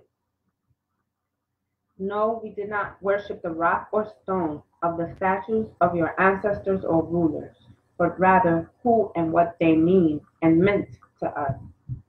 The ancient Egyptian order have never sought to be martyrs and have instead sat silently aside and inside other religions with a pitying smile on their closed lips, while the religious fools ragged noisily about them, claim that they know Yahweh, Yah, God, or Allah, and have the truth in their customary amusement of putting to death and torture the honest but misguided enthusiasts who imagined that they could force upon a cursed seed of barbarians the truth capable of being understood only by the elect. The truth is capable of being understood only by the elect. Nuwapu, who had advanced along the path of the 3 degrees of ignorance. That's the only people we're talking to. Those people who have advanced along the 3 degrees of ignorance and have passed the capability test and are now ready to receive the truth. Those who advanced along the path of the 3 degrees of ignorance, Mosesism, Christism, Mohammedanism, and the many sects they preach.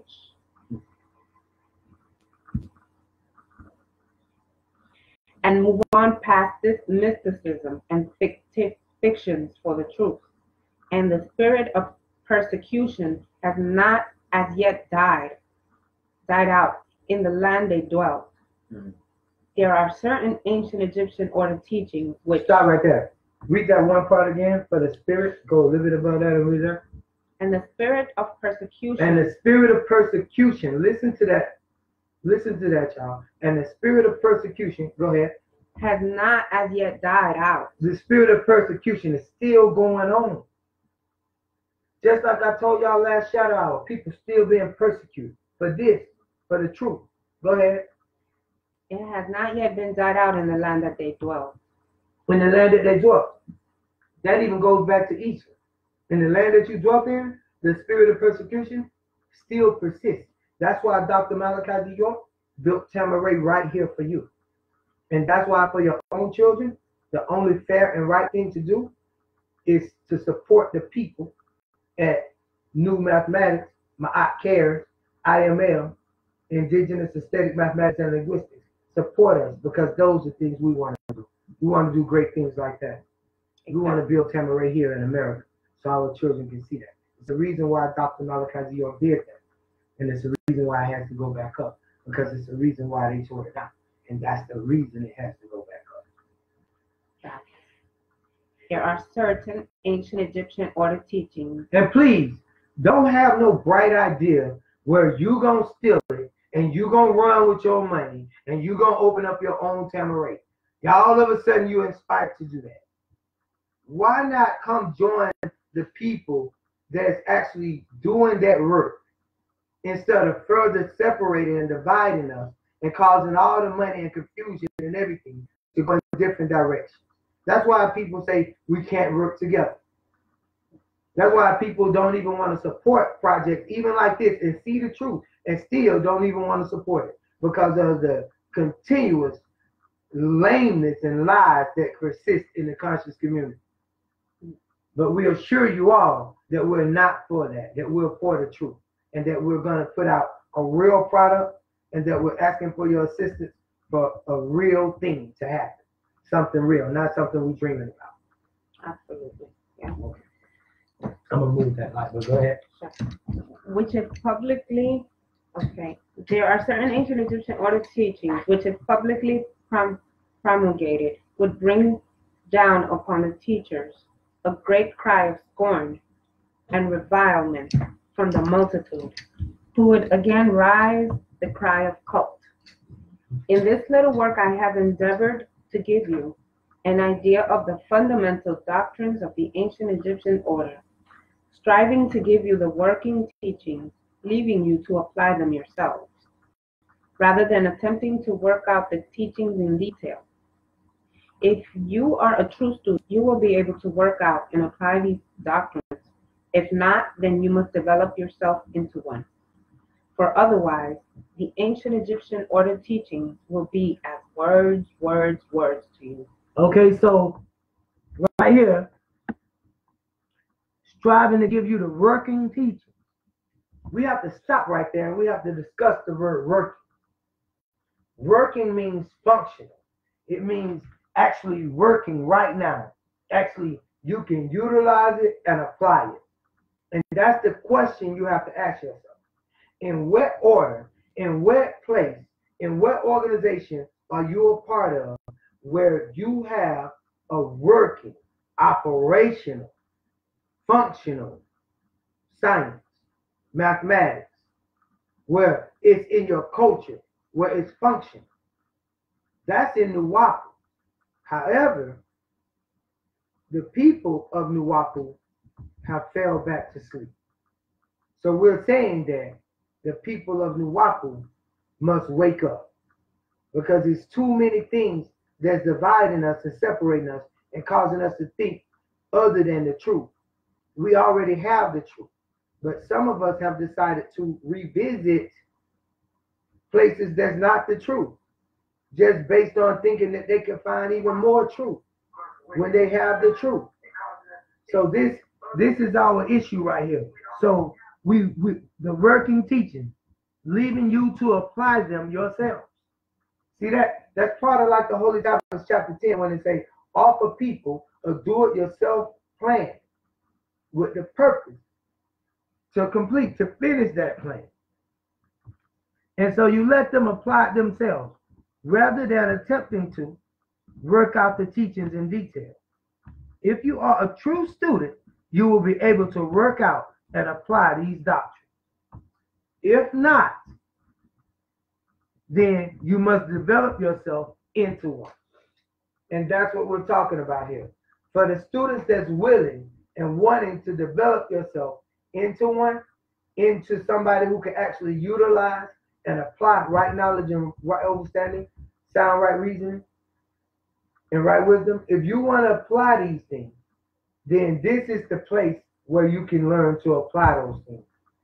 In a place where you can join in numbers and apply those things and then have an effect on the world, as opposed to lollygagging and pretending like we're applying something on our own. That's it, right? Go ahead. The four supreme grand hierophants, masters, Paneter Num, Khnum, Khnomis, Paneter Anubis, Paneter Khansu, Khensu, and Paneter Tahutui, Thoth, known as the four wings. Okay, now this part, you see how it is writing? Mm-hmm. This part we can't go fast because of the writing, because we want to explain it. We could read the book, they could read the book, but our job is to reveal and explain the book. So we don't just want to read it. So, okay, let's go. Question. Who is the Neter Khnum? Khnum was from Sunu, Aswan, which is Nubia, or Tanahisi. And so Tahuti is from the Hut. Tahuti came from Risk, but on earth, he is from the land of the Hut. Now, where's Khnum from? Sunu? Sunu? Yeah. Spell Sunu for the people. S-U-N-N-U. Okay, this is the root of the word Sanusi. If you look up the word Sanusi, or a great elder, or a great teacher, look that up. Okay? So Kanum is from Sunu. S-U-N-N-U. Sunu. And so these are two important places that you should remember and always know. Because these names are always relevant in everything. See that? Nu and An.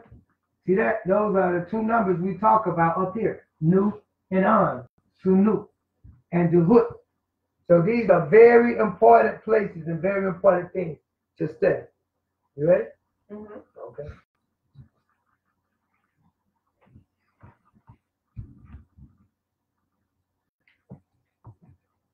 So Aswan, which means Nubia or Tanahis. Sit up, baby. You got to sit up straight.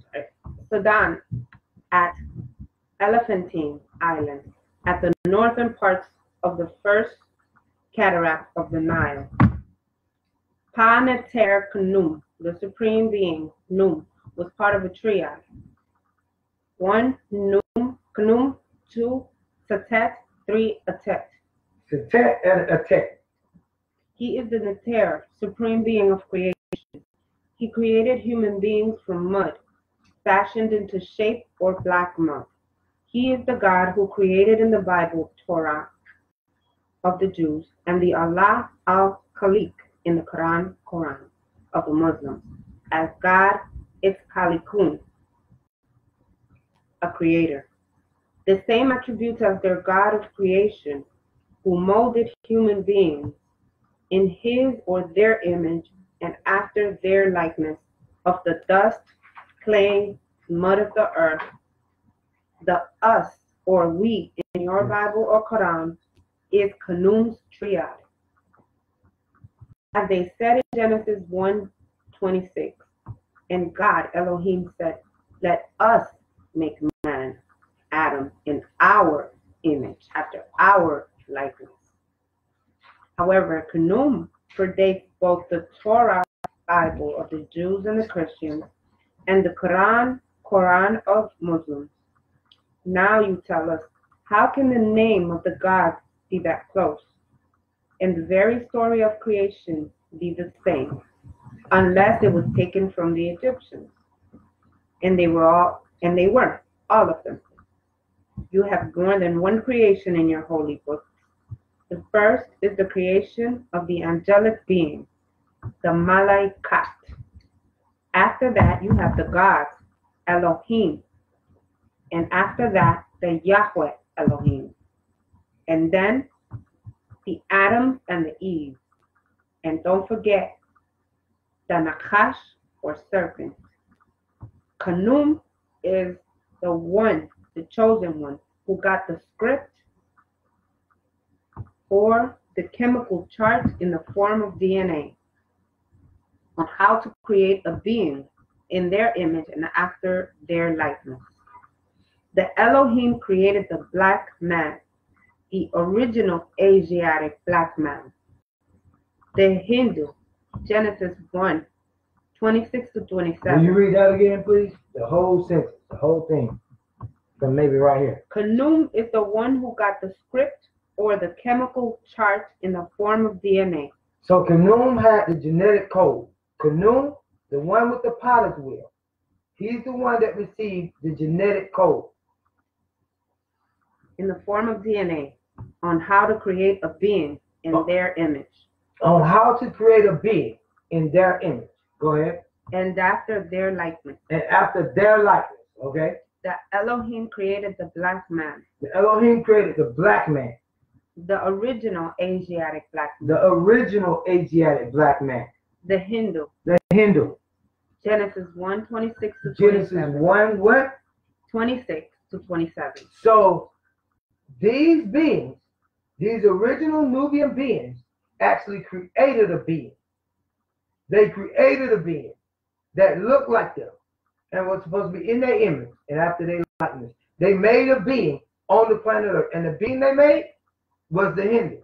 Remember I said Tootie was a part of a scientific experiment? He was a great dog-headed ape and a baboon and an ibis bird later. He took on all those attributes. Well, now we at that point when we're talking about what being or what experiment, what was the Moon and Mars project? Because we know the Mars project was the Atom project. What's the Moon project?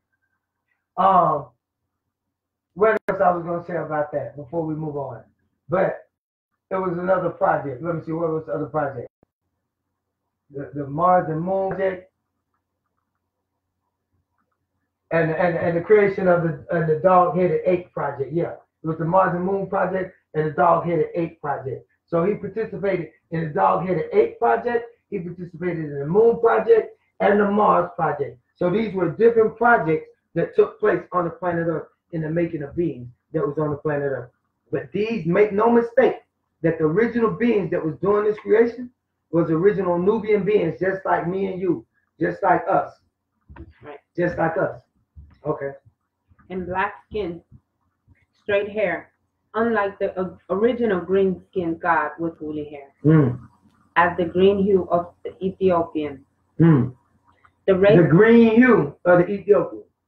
He don't mean green like this per se. He means a greenish hue in the skin. Okay? The race of Hindu or Aryans, whose spirit forces is from Nirvana, their own heaven, created a man and a woman. Genesis 2:7. Read that again. What happened? The race of Hindu or Aryans, whose spirit forces is from Nirvana, their own heaven, created a man and a woman. So now, the Natiru created the Hindu. Is that what we just read? And then the Hindu, by way of contacting the spirit forces of Nirvana, some spook gods that they say made them, when it was Kunumdum that made them. Now they turn to worshiping some spirit beings from Nirvana. They pick these up. And now they take these spirit beings from Nirvana, and these become the Hindu gods.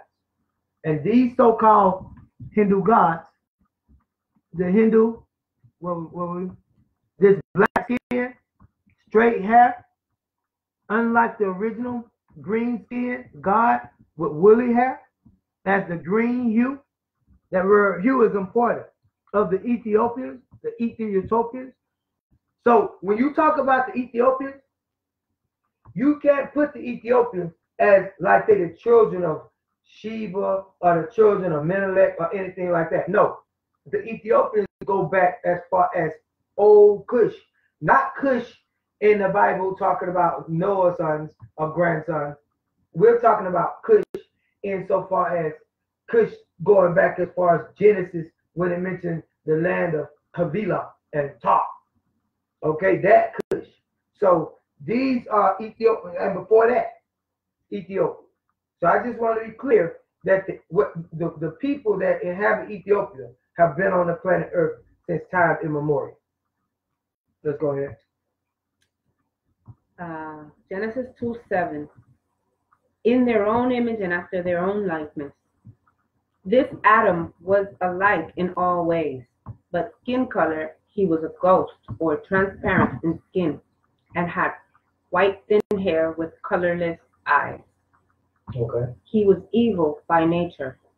From this seed was also born the blonde, yellow-haired, blue-eyed, sixth ether beings, who has more than transparent skin, but has an infectious disease called leprosy. Cursed seed of Canaan. Genesis 9:2. Leviticus. Go ahead. Leviticus 13:14. Now we discussed this. We talked about this last shadow hour. We talked about the black, the brown, the Nubian, the Moor, the Negro, and the albino. Now, let's go back through that again, Bastet, so we can just check it off as we go. Because we just going to assume that people going to watch the session from last shadow hour, and we ain't going to go through all the science of it, but let's go through it. Okay, so we have the original beings, right?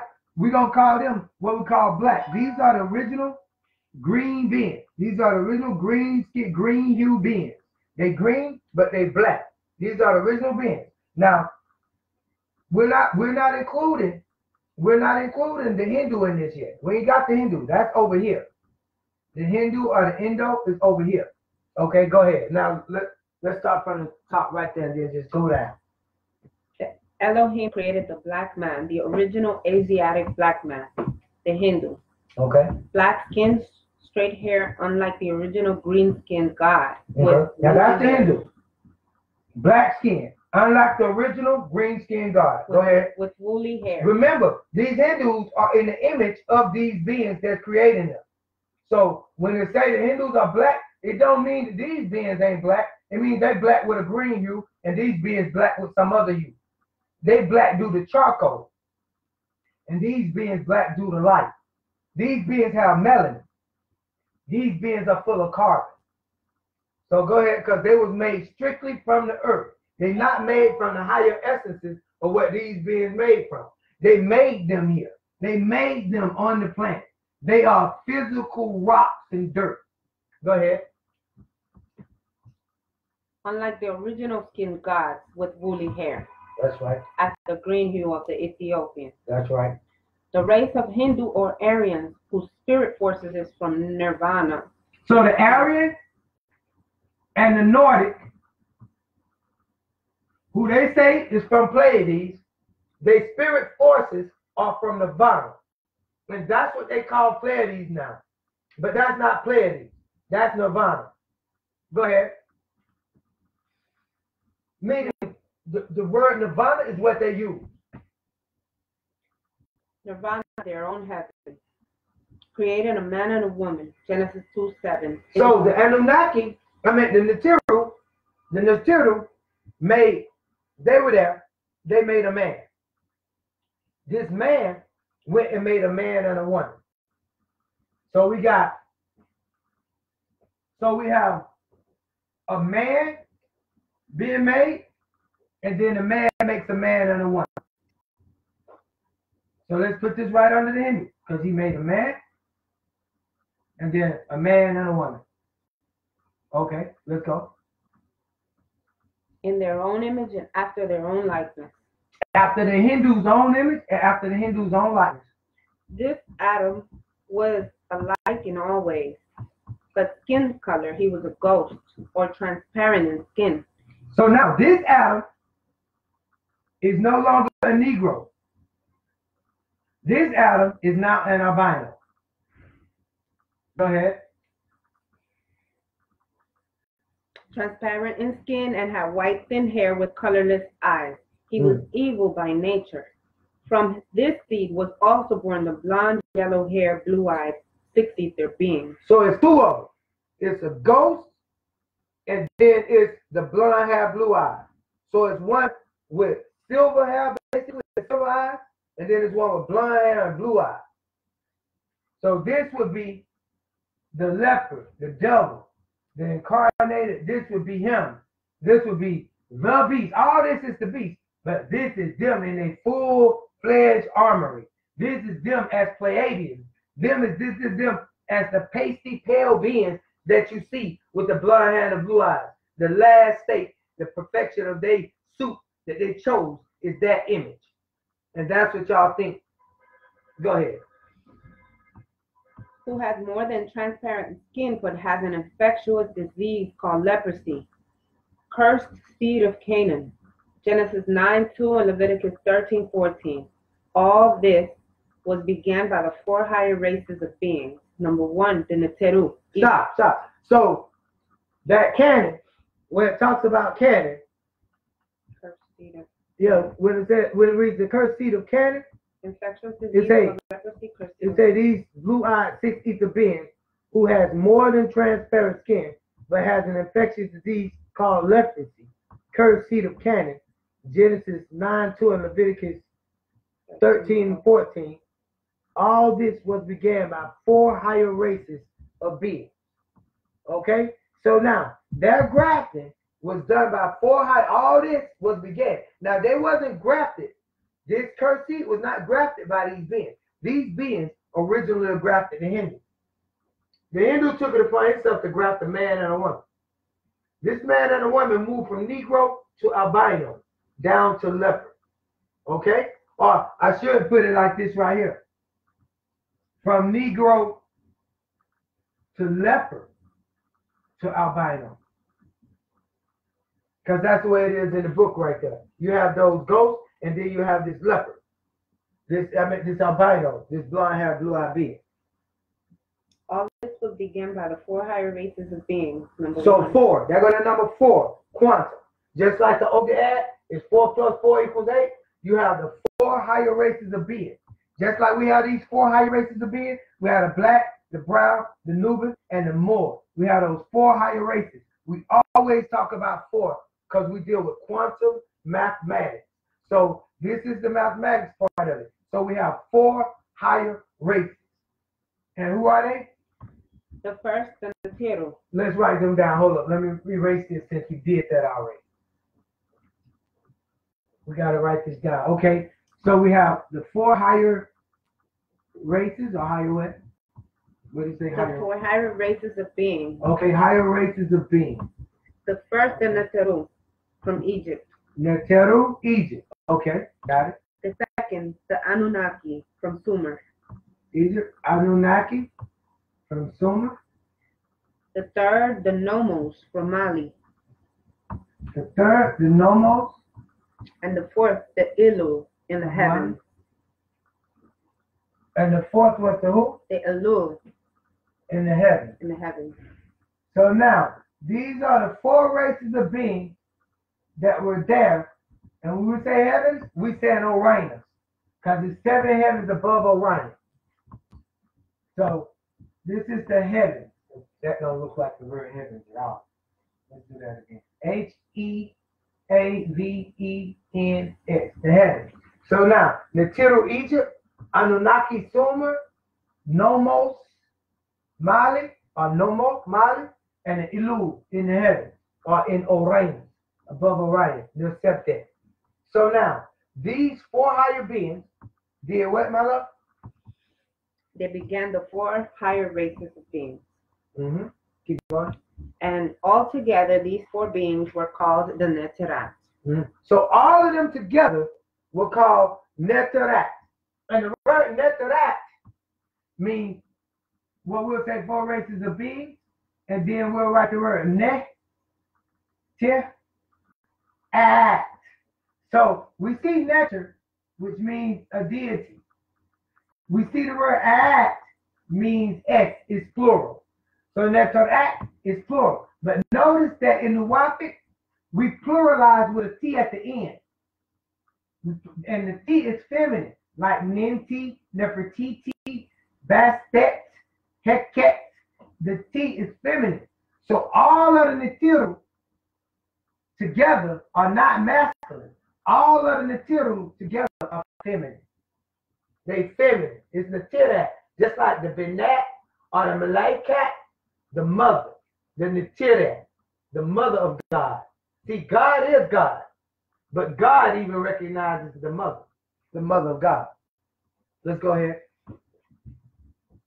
The gods, the supreme beings. The Negro race is the sons and daughters of these gods. Mm-hmm. And as such, they are also gods, the children of the Most High. Now, let's not be confused. When Dr. York uses the word Negro for us, he is using that because in the Holy Tablets, he said what? I'm not going to call a people that's not that's acting like Negroes. I'm not going to call them anything other than what they are. Because if I do, it predisposes them to thinking that they're greater than they are. And they have things to work on. So we're going to call them what they are. And at this point, they are Negroes. They act like Negroes. Go ahead. And as such, they are also gods, the children of the Most High. Num is Allahu. Kanum is Allahu al-Khaliq. But Tehutwi is the one who writes the records, the formula, as a Neter of the Neteru. So Kanum receives the record, and Tehuti inscribes it.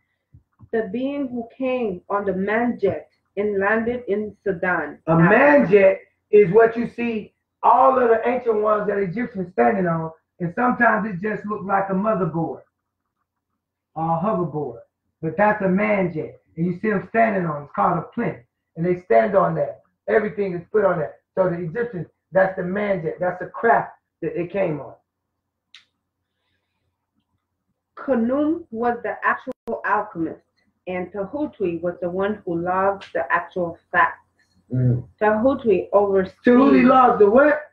The actual facts. He logs the what? The actual facts. The actual facts is not something that you have dibs on. The actual facts are something that the great master Khnum owns and reveals to whom he wills. Tahuti overseered the project, like Enki overseered the project of Ninti and the Anunnaki, the being who came on Nibiru and crashed down in the Persian Gulf. Khnum's job was to take the beings that are hermaphrodites and hybrids who couldn't procreate and make them into beings that can reproduce in cycles of 9. Spinning of the universe of procreations had several failures and produced a bunch of deformed beings. Albinism is one mistake of what's called ghost people before they got it right by breaking the potter's wheel. They changed the system from using the laboratory tubes and started inserting it inside of females. Khnum gave the power to procreate to females through mitochondrial DNA, which gives her the power to give birth. Mito is from the Greek word mitos, meaning warp or thread. So mito means what? Warp or thread. Warp or thread. So if something is warped, we said this the other shadow hour, warped. If something is warped, then that something is like this right here. Or it can be warped like this right here. Or it can be warped like this right here. But something is warped in a wave. So mito is a wave, a warped thread. The thread is a wave. It's a string that they call string theory. They get it from you. Mito. And then a conjuring is a grain. A conjuring is a seed or a grain. So that's a particle and a wave. So mitochondria is a particle and a wave. And chondria is from the Greek chondrion, diminutive of chondros, meaning grain or granule. In Nubia, Sudan, he was known as the Dun. The Pygmies called him Khnum, the supreme god, god of the rainbow, the actual 7 spheres that protects this planet from the rays of the sun. Genesis 9:13-16, god of the hunters, the human beast, he who kills for fun and sport. His bow was made of 2 serpents, the waters above and the waters below, and is visible to mortals as a rainbow. As you can see, these original Tahites have the name first. Okay, slow down, because they go to that. Now, this bow part, where it talks about his bow being 2 serpents, you see these 2 serpents right here? Now, that bow is very important because it said the bow is the waters above and the waters beneath. Okay? So, the waters were separated. The ones in the sky and the ones that was on the earth. So, you have a dome here and you have this here. And this becomes the dome here because the waters were separated from the earth and called your sky. And this separation of the waters is where the first mounds, the first primordial beings came up out of those waters. right there. And that's why you'll see this symbol in Egypt.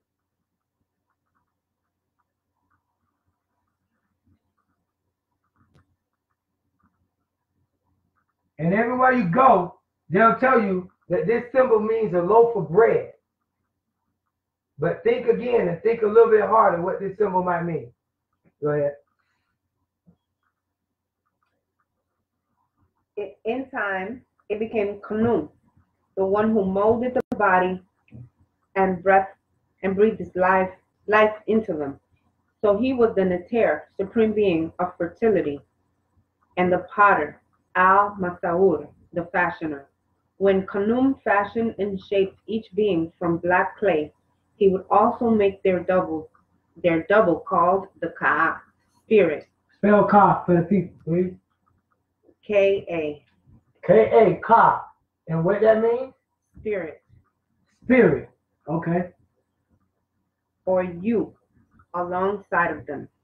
Male and female created he them, and called their names Adam, one being, two parts.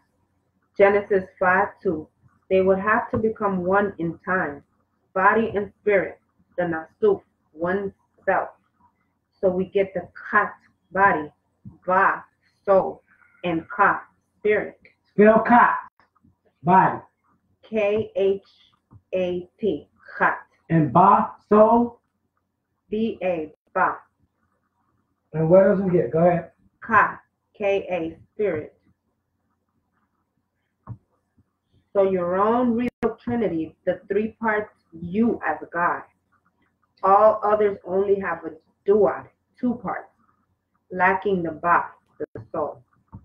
And that's what we were talking about when we talked about the Ka Yim. We say all others only have two parts. When we talked about that double Y, and some people not having that Y, not having that breath of life, that soul type thing, that's the same type of thing that Kanum is talking about. See that word Ka and Ka? That's like Kalum and Kanum and Kalug and Kum. That's why that K is that. And the Ba, okay? This is where all of your religions got their stories from.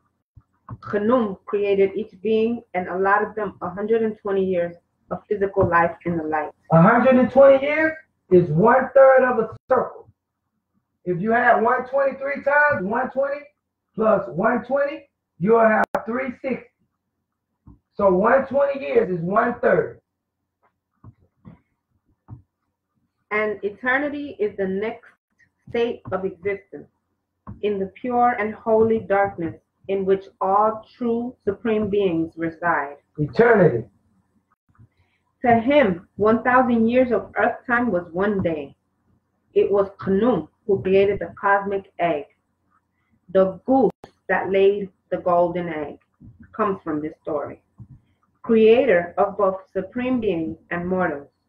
Negroes, supreme beings. Mongoloids, Caucasoids, and others are mortals. The Greeks. Read that again. Creator of both supreme beings and mortals. Negroes. Creator of both supreme beings. Creator of both, not just one. See, this is where the thing gets tricky. Tahuti received the code not only to create these beings once he got here, but he was here to receive a code to actually materialize certain beings that would be coming along with him that was a part of a project. That's why I asked, what was the Moon and Mars project? What was the Dog-Headed Ape project? What is this project that he participating in right here? This project that he participating in right here is what Khanum is actually being downloaded the information on the earth to form a genetic code. Basically, to make a human body without a spirit and without a Ka and a Ba. So he's gonna add this Ka and the Ba to the body, the cat that he makes to make a cat Kaba. So this is what Khanum is doing, and Tahuti is there assisting him, being the scribe and the person that's reciting these things to Khanum. Okay. Supreme beings and Mongoloids, Caucasoid, and others. So it reads right here. It say now this is another thing that's funny.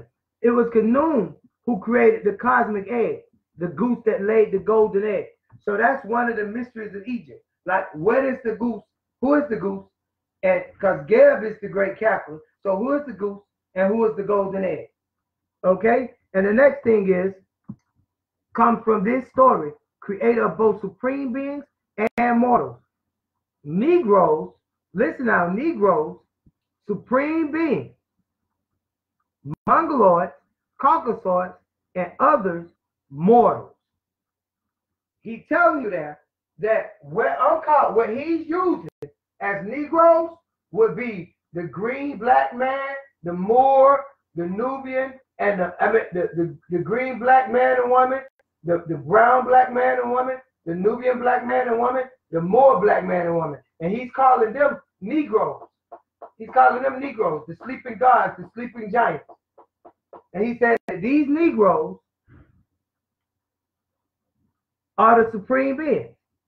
But Mongoloids, Caucasoids, and all others basically are mortals.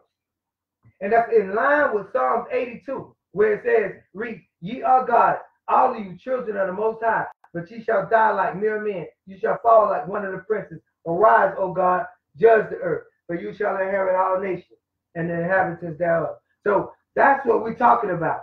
They recognize, Dr. Malachi Tootie recognizes that there are sleeping gods on the planet Earth, that they have to be awakened and unhypnotized. But it's so difficult because the gods know that they gods, but they don't know they sleep. And that's the problem. So they fight. The Greeks, who also are Hebrew, from Noah's grandson Javan, son of Japheth, translates his name as Khnum. Khnum, yeah. Khnum. He is also known as a man with a ram's head, very similar to Amun, the hidden name, the secret word. Even in the Bible, in Revelation 3:14, all prayers end with this name. Caucasians worship him as the goat of Baphomet or Mendes, but his horns were wavy as opposed to Amun's sweeping curves. A species of sheep possessing horns like these was Ois longipes. Or Islangipes. Ois longipes. Now go back a little bit and read that again about the head, about the horns and all that. Go back to the top of the sentence. Wait a minute.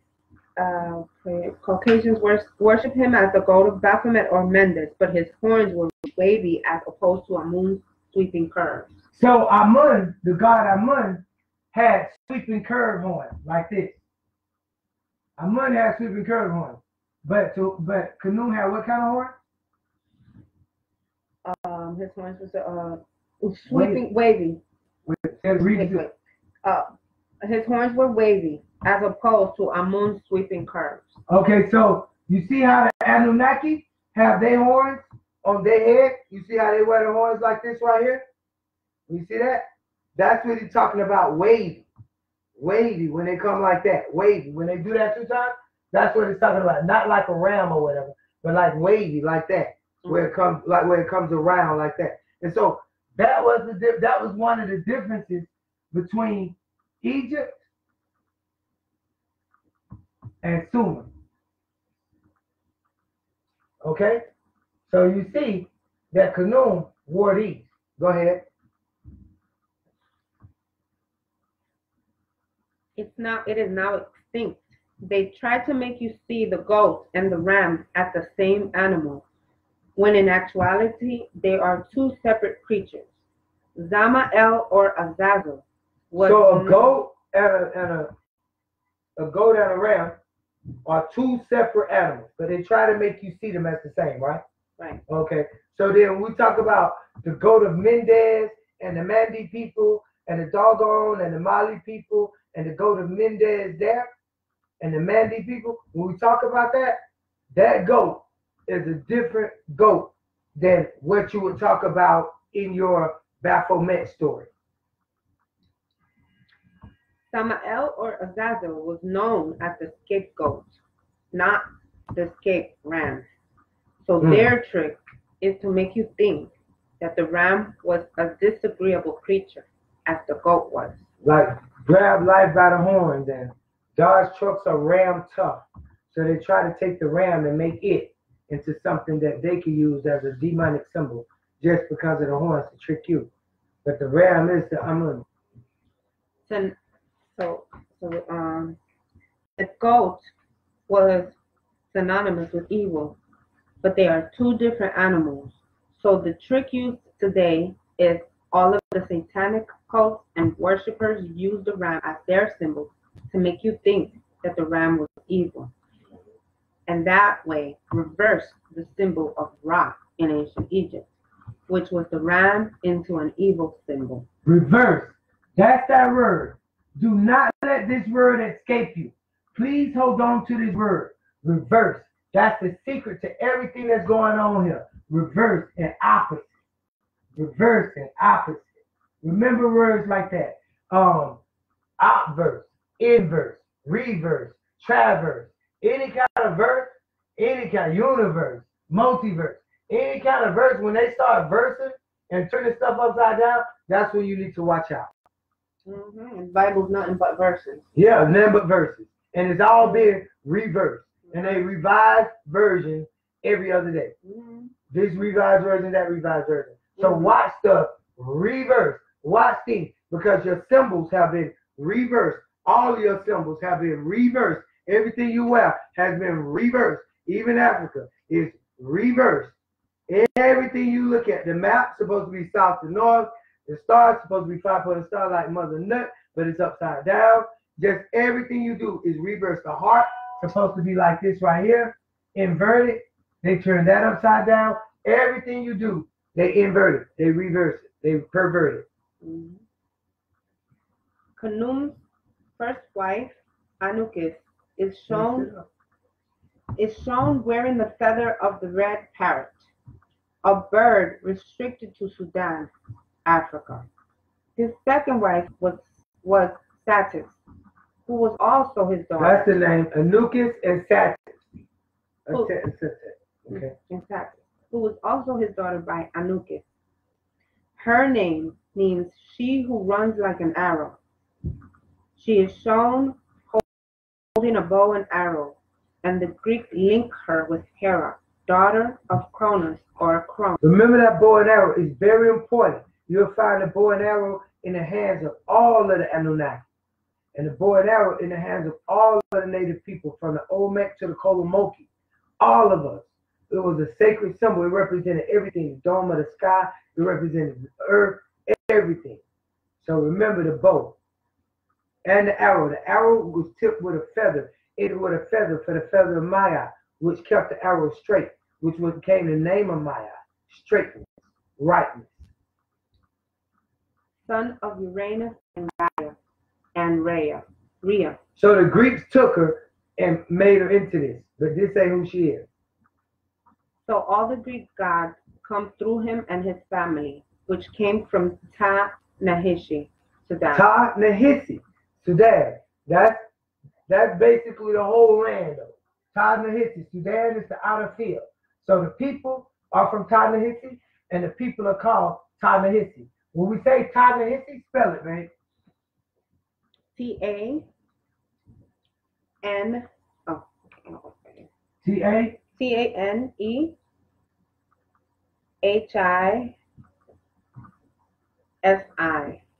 Ta-Nehisi. So now, this word right here, it means the people, Ta, the people of the land, the black land, Nehe, of the black egg, Su, Ta-Nehisi or Ta-Nehisi. So it's the people of the black egg, the black people of the black land, Egypt, of the black egg. And this is the goose that made the golden egg. This is the egg. You are the egg, Nehesu. You are the egg. Go ahead.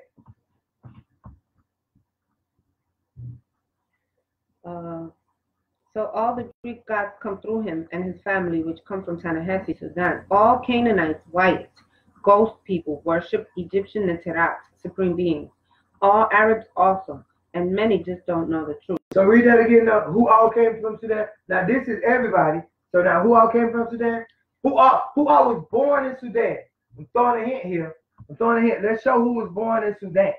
Go ahead. All Canaanites, white, ghost people, worship Egyptian Neterat. Okay, so now that's the first part. So they worship us. They worship the Neterat. That's not the answer to who was born in the land. Go ahead.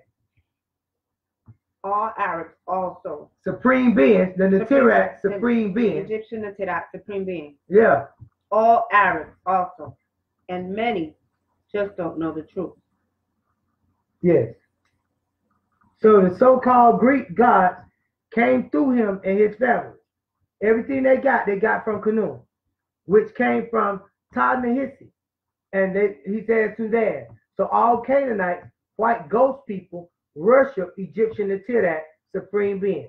All white people, all Canaanites, worship Egyptian Neterat as supreme being. And all Arabs also worship us. And many just don't know the truth.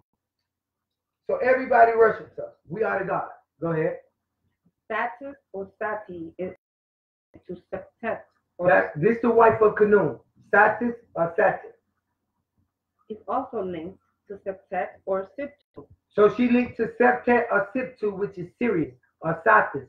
Series A, Series B, Series C. She linked to that star, which the Greeks called Sotis, now called Sirius, the dog star. Satis is seen with a 5-pointed star upon her head. So she got a 5-pointed star upon her head, not inverted. She was the Netert of the sunbeam, as the sun illuminates the world. Khnum is also known as Chnemu, Gnef, of Knupis, the maker of souls of the Neterat, supreme being. So he the maker of souls of the Neterat, the supreme being. So remember we said he makes the soul ba and he gives the person ka. Khnum was here to do that on behalf of the Neteru. He was assigned by the beings that he was a part of to incarnate first and to make a body for them so that they too could incarnate into these bodies.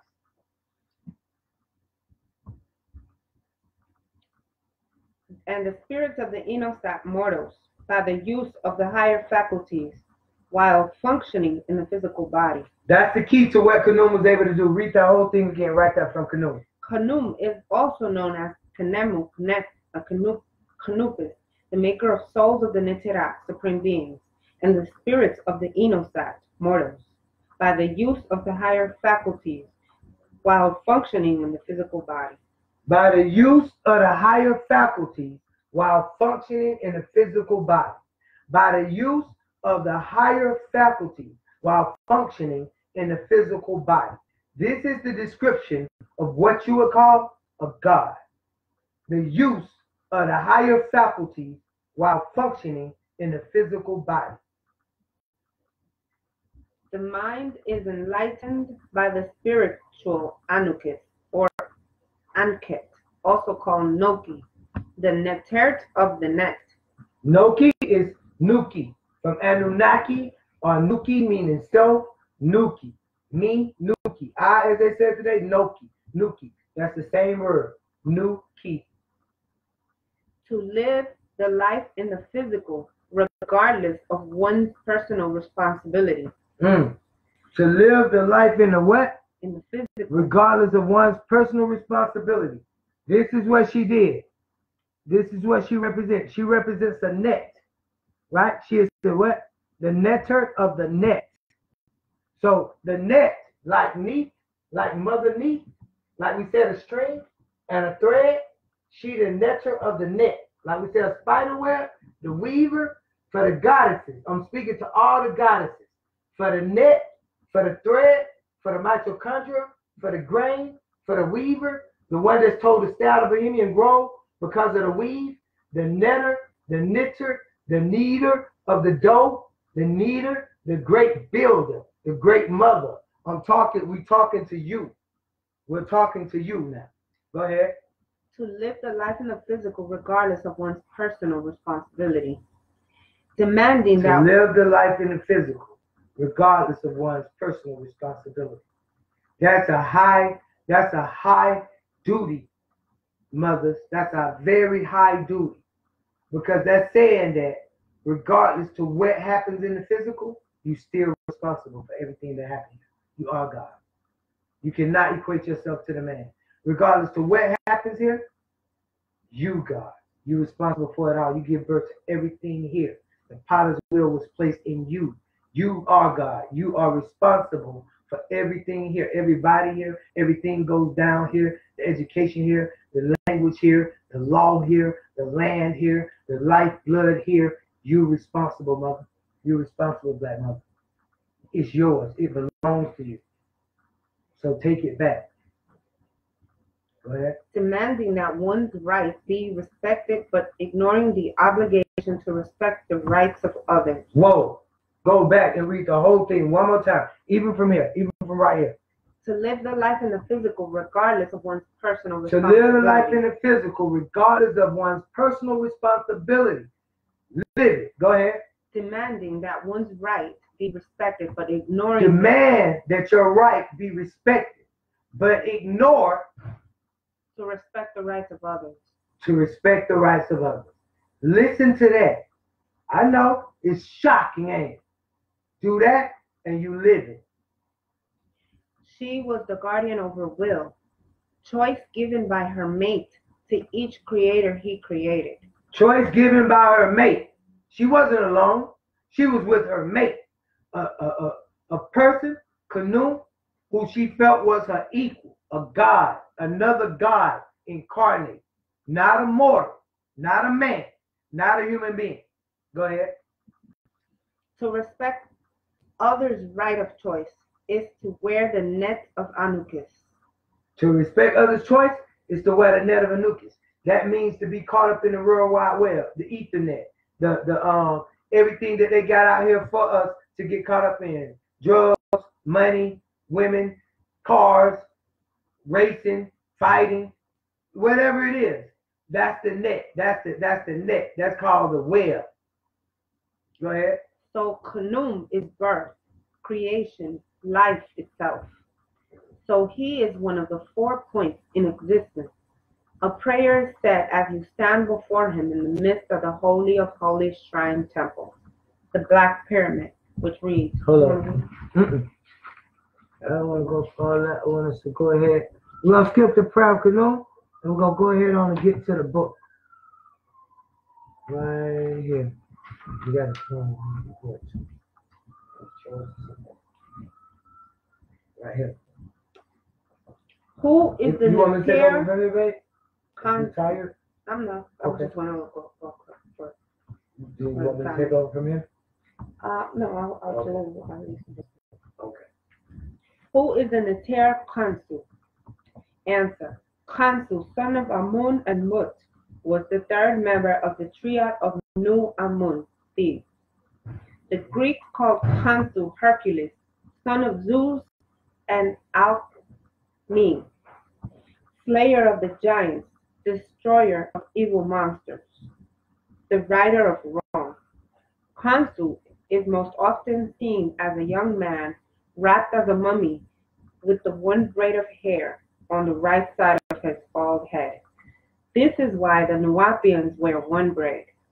Khonsu's symbol was the upright crescent moon over his head, carrying it in his hand, which sticks out from his bindings, the was, crook and staff, and the khu, flail and rod, of Fatah, the symbol of overcoming death, resurrection, and rulership, from which the 23rd Psalm got it attributed to David, but was in fact from Akhenaten. Psalm 23 from 1 through 6, a Psalm of David. The Lord is my shepherd, I shall not want. He maketh me to lie down in green pastures. Say that again, my love.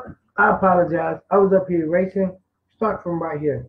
Again. Excuse me. This is where the Nuwapians No. were. Yeah, stop from right there. That's good. Just go out of it. This is where the Nuwapians wear one braid. Okay. Khonsu's symbol was the upright crescent, the crescent moon over his head, carrying in his hand, which sticks out from his binding, the wasp, which is the crooked staff, and the ku, which is the flail and rod of the top. Mm-hmm. A symbol of overcoming death, resurrection, and rulership, from which the 23rd Psalm got it, attributed to David. So the Egyptians actually knew about resurrection. They actually knew about resurrection. The Egyptians actually, and when it reads, "The Lord is my shepherd," that verse right there, all of that is actually Akhenaten. All of that is actually Akhenaten and Amenophes. So the book of Psalms, the Tehillim, the Zabur, is an Egyptian scroll. So this is one of the facts that we want to point out about religion.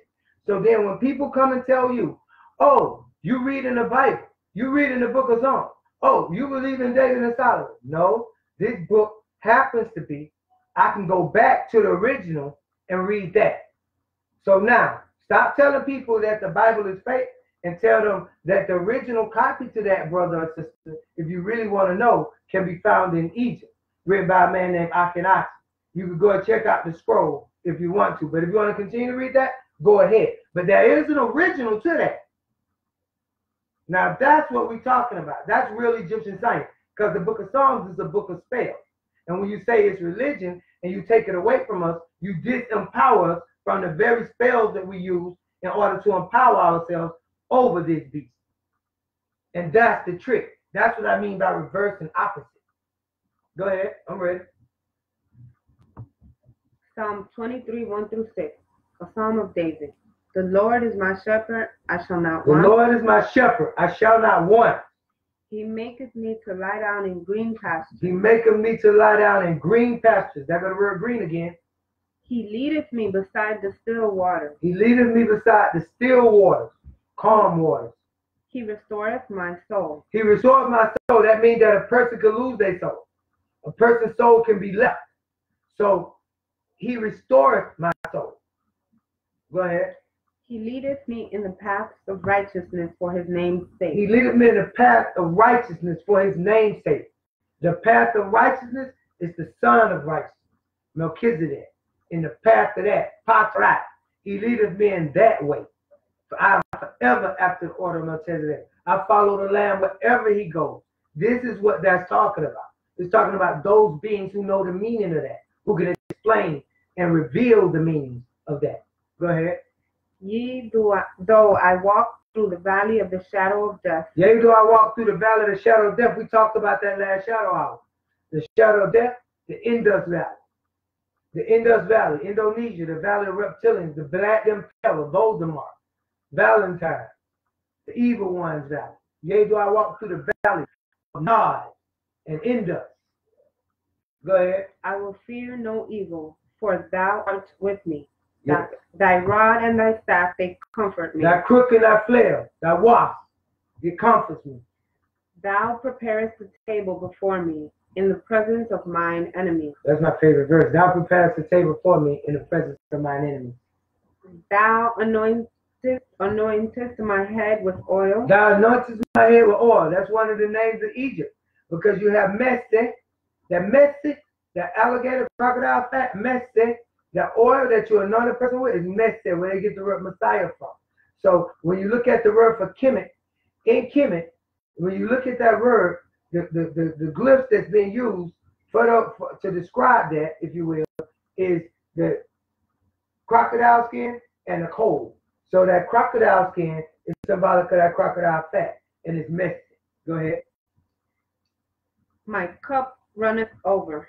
My cup runneth over. That means I have all I need. Surely goodness and mercy shall follow me all of the days of my life. That's right. Facts. And I will dwell in the house of the Lord forever. That's right. As the moon comes in. Now that's Akhenaten. That's what Akhenaten said. That ain't David and Jonathan or none of them. That ain't Saul. That ain't Tobadonijah. No, that ain't none of them. That ain't Sheba and Solomon. No. Who just said that? That's Akhenaten. And where he said he'll dwell forever? And I shall dwell in the house of who? The Lord. That's why I should dwell in the house of the master, of the supreme being, of the ruler, forever. That's what he's talking about. So Akhenaten knew that earth wasn't it. He knew of the duat. He knew of the netherworld. He knew of Orion. He knew of the return to Sebdet. But you been tricked out of your mind as if you die like an animal, and this is it. Go ahead. As the moon comes and goes, so also is the meaning of his name as the moon Neter, supreme being. The moon comes again each new month, so also your health can be renewed within a 30-day fast or cleansing. The Muslims got their... So your health can be renewed by a 30-day fast or cleansing. Write that down, people. Your health can be renewed by a 30-day fasting or cleansing. Write that down, people. Write that down. Your health can be renewed by a 30-day fasting, cleansing. Okay? So if we fast for 30 days, our health will be renewed. Our cells and everything will be regenerated. We fast. It does not mean to not eat for 30 days. That's not fasting. Look up what fasting really means. Fast from cursing. Fast from talking too much. Fast from fighting. Fast from thinking bad thoughts. Fast from evil. Fast from not giving and give. Share. Fasting is directly related to sharing and caring, almsgiving, and feast at the end of your fast. Okay? So this is fasting. But more than anything, fast away from lies and untruths and reading stuff that's evil and wicked and no good for you and upsets the spirit and the soul in the body and the emotion. This is called fasting. And then the other part about not eating, it just means that you don't eat during the day. And before rest, you consume water during the day. And if you're on a diet or on some special diet or you diabetic, then you eat in small portions to maintain your sugar levels and everything you need. And then you drink the water before rest. So this is how you do it. So I say the diabetes, but this could be anything. If you real fat and used to eating, your start is to start right there, to eat in small increments and then drink water so you can have a true fast. So you're not starving during the fast. You're not dreaming about food all during your fast. That's not a fast. If you don't think about, I need a hamburger the whole while you fasting, you broke the fast. You got to be ready for that. So then you have to clear your mind of that and be determined to go on the fast. So when people say, okay, so I'm going on a fast tomorrow, as soon as I see it on the internet, I know it's a lie. Okay, because it's going to be a lie. So don't do that. Go on the fast. Don't let the left hand know what the right hand doing. Go in your mirror, in your closet, just like you're supposed to. Ask to go on this fast. Ask to be strong. Ask to have all the things you need and not need nothing. Ask to be able to give. Ask, seek, and knock, and it shall be yours. But as long as you keep on running out here talking about, oh, this did it for me, that did it for me, I'm telling you, you lost. And you're a mother. You're the mother of God and don't know your way. Go ahead. The Muslims got their Ramadan, which means hot month, talking about the effects of the sun's heat. So it's sun worship and moon worship. They got Ramadan from Kansu, and it's waiting for the new moon to break their Sa'um, fasting. So we don't worship the sun and we don't worship the moon. I repeat, we don't worship the sun and we don't worship the moon. We see them as the sun as a manifestation of the glory of the Supreme. We see it as that and a way that the Supreme provides for us. So we're thankful for the sun. We're grateful for the sun. Therefore, we thank the Most High for the sun. We thank the Supreme for the moon. We thank the Creator. We thank the Creator for all that we have here. For the earth will overheat without the moon. As we learn more about what's surrounding us in the far-reaching galaxy and the universe, we become more and more knowledgeable of not that there is no God, like they try to tell you in science. No, we become more and more knowledgeable that we are God and that we created all this. And all of this is us. And the only people that become more and more oh, it ain't no intelligence, it ain't no God, it ain't they without intelligence. Because the intelligent beings are intelligently connected to what you call God. The intelligent beings know that everything of creation came from intelligence, came from the emotions of intelligence. Go ahead. And it's waiting for the new moon to break their Sahun fasting, all from the Egyptians. The points are broken up into 3 sets of 10 days. To purify the body, as a woman's body cleans itself each month with her menstruation, which works with the movement of the moon. So she in touch with the celestial body via her menstrual cycle and her period and her ovaries and her return of an egg. All of this, the return of the egg, the golden egg, everything is tied to the days of the moon. All of it. And so she tied to the celestial body. She is God. Khonsu was the egg. Oh, I want to ask this question too. And I'm not saying that it's not one. I'm just giving you the math. Name what celestial event that a man is connected to. Because women are connected to the sun and the moon activity. Name the activity that a man is connected to. Okay. Oh, you want to give some shout outs to say something, please? No, I wanted to see if anybody had an answer for your question. Oh, okay. Anybody could. I'm answering it. Are you're going to answer it? Okay. I answered it already. Go ahead. Alright, so the movement of the moon. Khonsu was the aid of the Hutui. Khonsu was the aid of the Hutui, thus as his helper and recorder of the health and state of being as to who lives or dies. He is the one who writes the names. So this is Khonsu, right? Yeah. This is no longer Kunun. This is Khonsu. Although they both start with KH. This is Khonsu, not Kunun. Go ahead. Kunun, Khonsu. So we have Khonsu and we have Khanun. Okay. He is the one who writes the names on the leaves of the secret tree of life and death. He also helps the Hutui in recall passing time.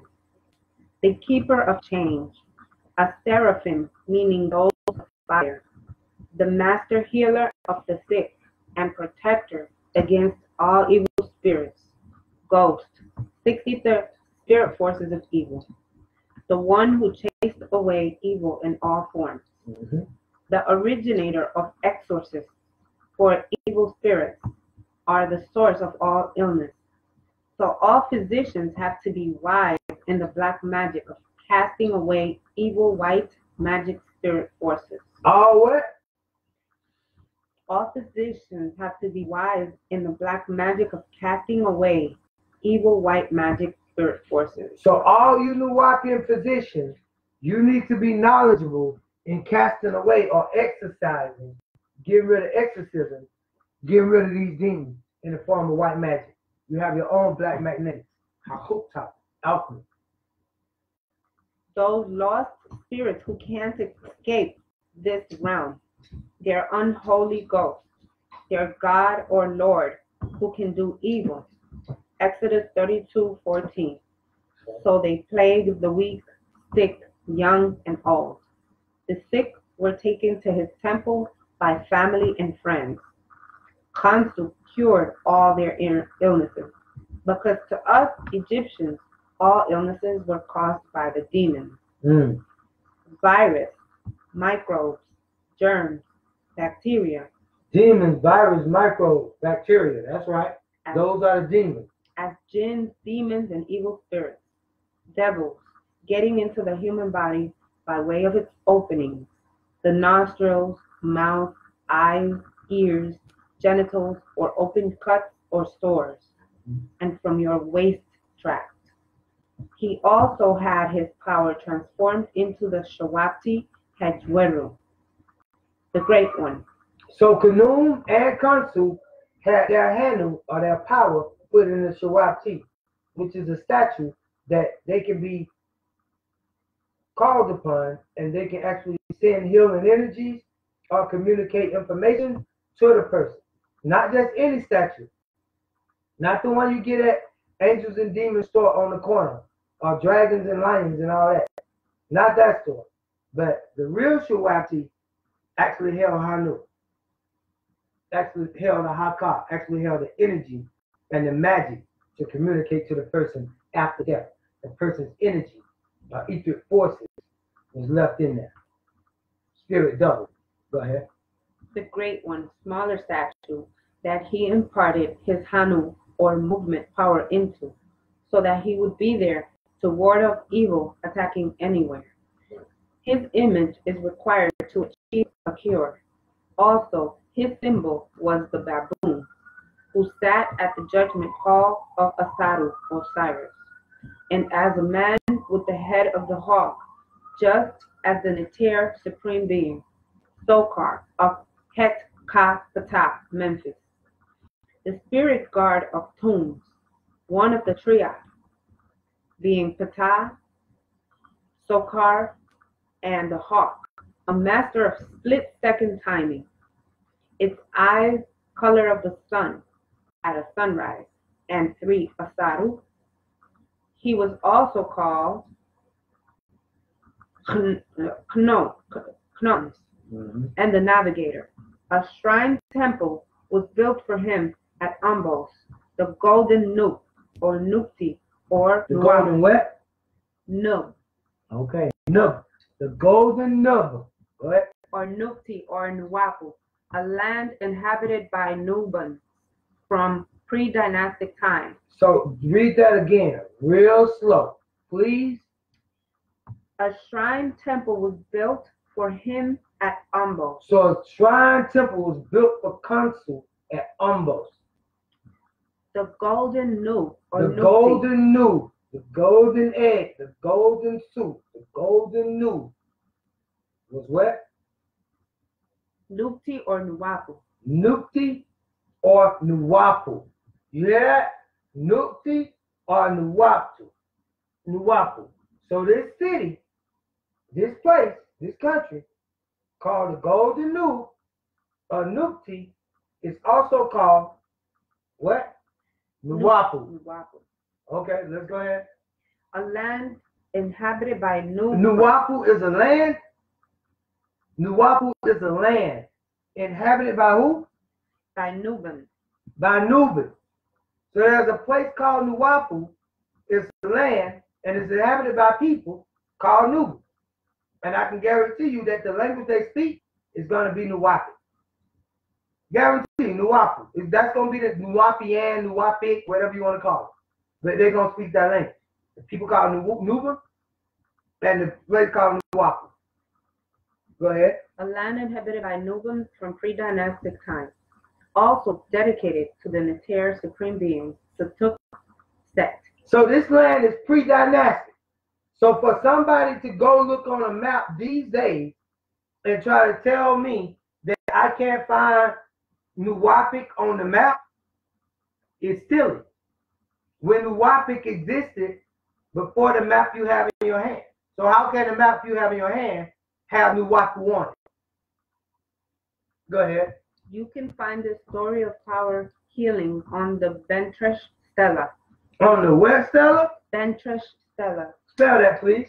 Bentresh. That's Bent Resh. Bent Resh. Bentresh Stela. That's right. Stella. Let's go. Which relates the story of Ramesses II at Nu Amun in Thebes. When you call on him, you use Consul Nefer Hatep of Warit Karnak, the exorciser, and Neter supreme being of love. He can mend your love life or help you with it.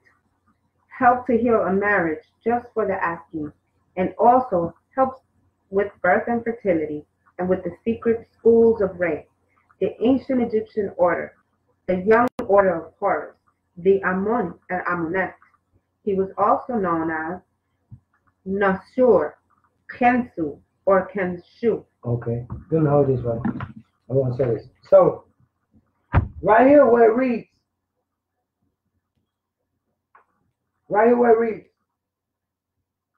help, well, he can mend your love life and help you with it.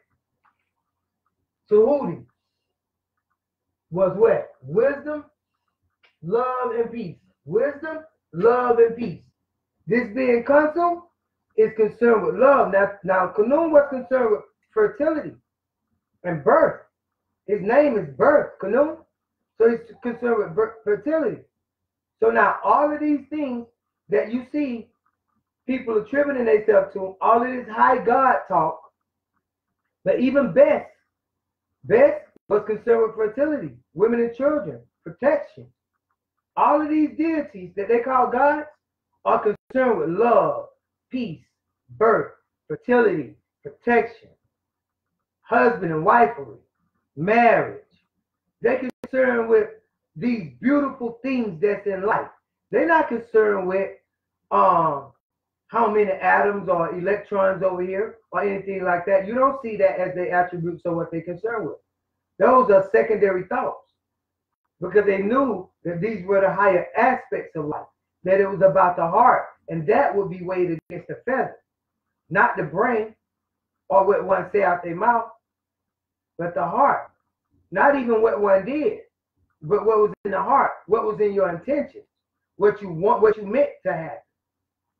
So this is what they talk about. This is what they are about. And that's what new mathematics is about.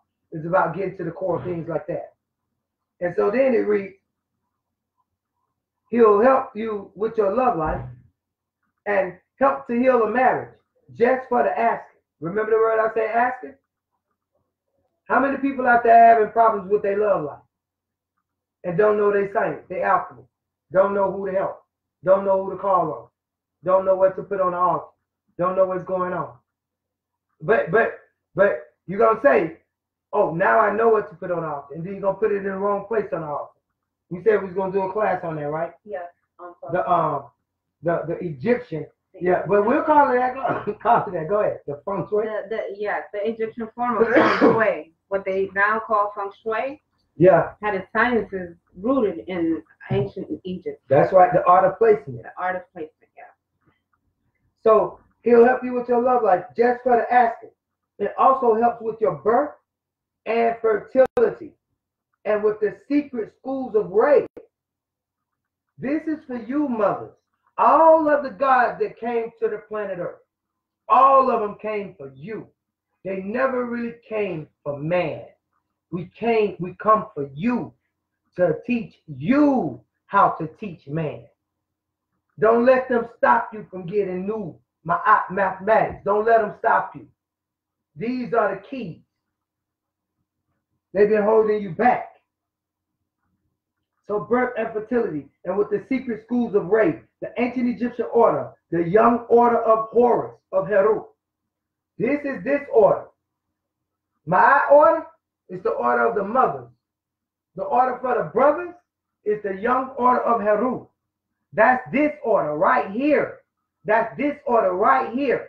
There's no order of Heru on the planet other than this order right here. And this is the order of Ma'at.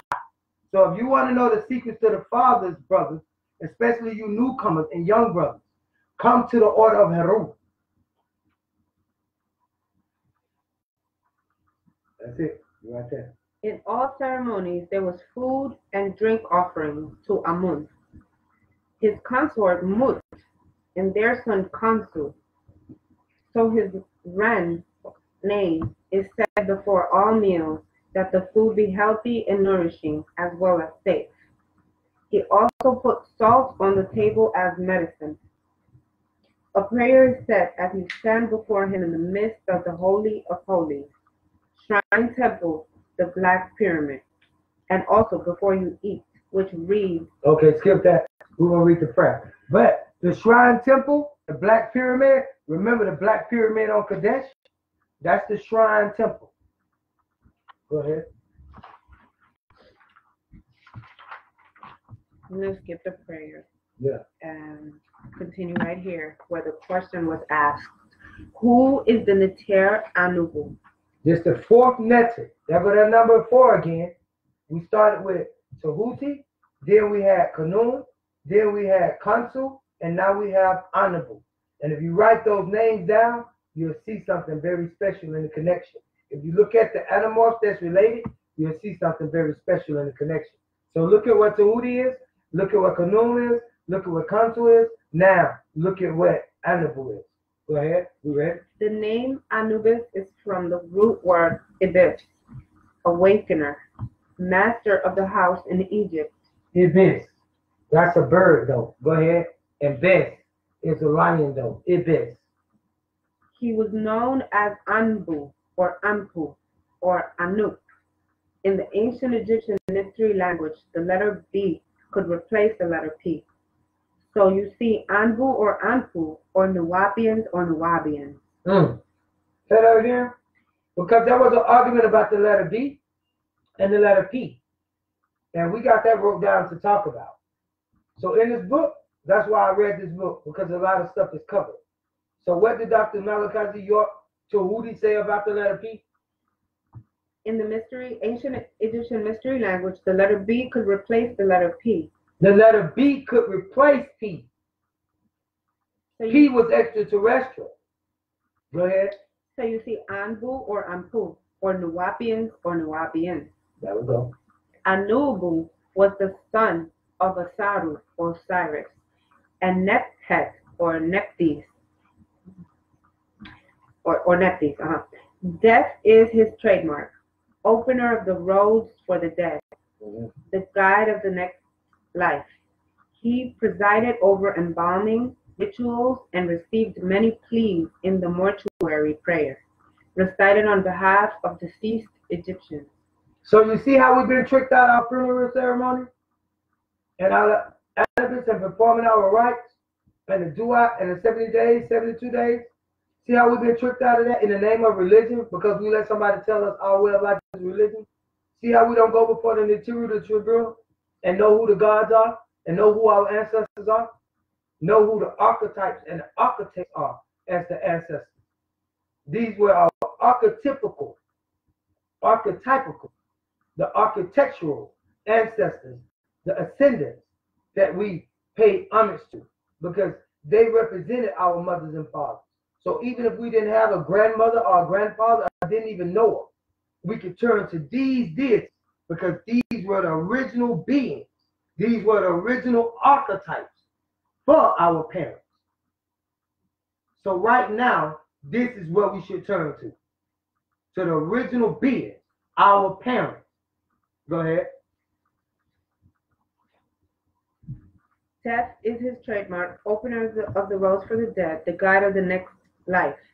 He presided over embalming and rituals of I'm sorry. I'm not read it again. Okay. He presided over embalming rituals and received many pleas in the mortuary prayer, recited on behalf of deceased Egyptians. That's right. Known all over Egypt and all over the world. Anubu or Anubis is known as the black jackal dog. So why would he have all this possession, all of this stuff over a dead person? If you dead, you dead. That's what y'all say.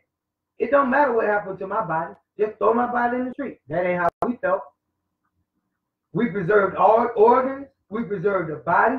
We wrapped it. We nurtured it. We scented it. We oiled it. We seasoned it. We covered it. We mummified it. We put it inside of a sarcophagus. Put it inside of another sarcophagus and another sarcophagus to the fourth sarcophagus. Covered it in a tomb. I mean, we did all this for the dead. And we lived our life waiting on that day to rest it. So then, we lived in that state of knowing that the other life, remember he said earlier, that death, that other life, the life of the blackness is eternal and the life of light is finite. That's what he's talking about. So we don't live for this world. We live for the next world to come, to join our elders, to ascend this plane. All people of the world wear black at funerals. Fun. Arrow. So just because you call it a funeral, funeral. So just because you say or deny life, ain't no hell, ain't nothing. Look at what your ancestors taught them. They taught that you're gonna go before the tribunal, your heart gonna be weighed, your actions and your deeds, your words and your actions, right? Gonna be weighed, words and actions, and you're gonna be held accountable. for what you did on the planet Earth. So regardless of whether you accept hell or not, if you're a real Nubian, if you're a real Melanite, if you're one of us, if you're of anything related to Ma'at and the order, then the order is already set. You don't make up what you want to do. We're going to join together. We go together. That's why we have an order. We're going together. Funeral, when in fact white was the death color to Tamareans, Egyptians. Egyptians wore white to funerals, not black. In the monotheistic religions like Islam, Judaism, and Christianity, they were white because they live for death and afterlife. They have no regards for this life. So they know they don't have nothing past this life, so they just live right now, just for death. But you had something after this life. Now, remember we talked about reverse and opposite? I'm done.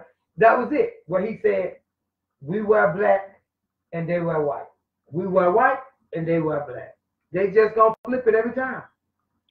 Their God, Allah, is an unseen spirit, a ghost, the dead necromancy.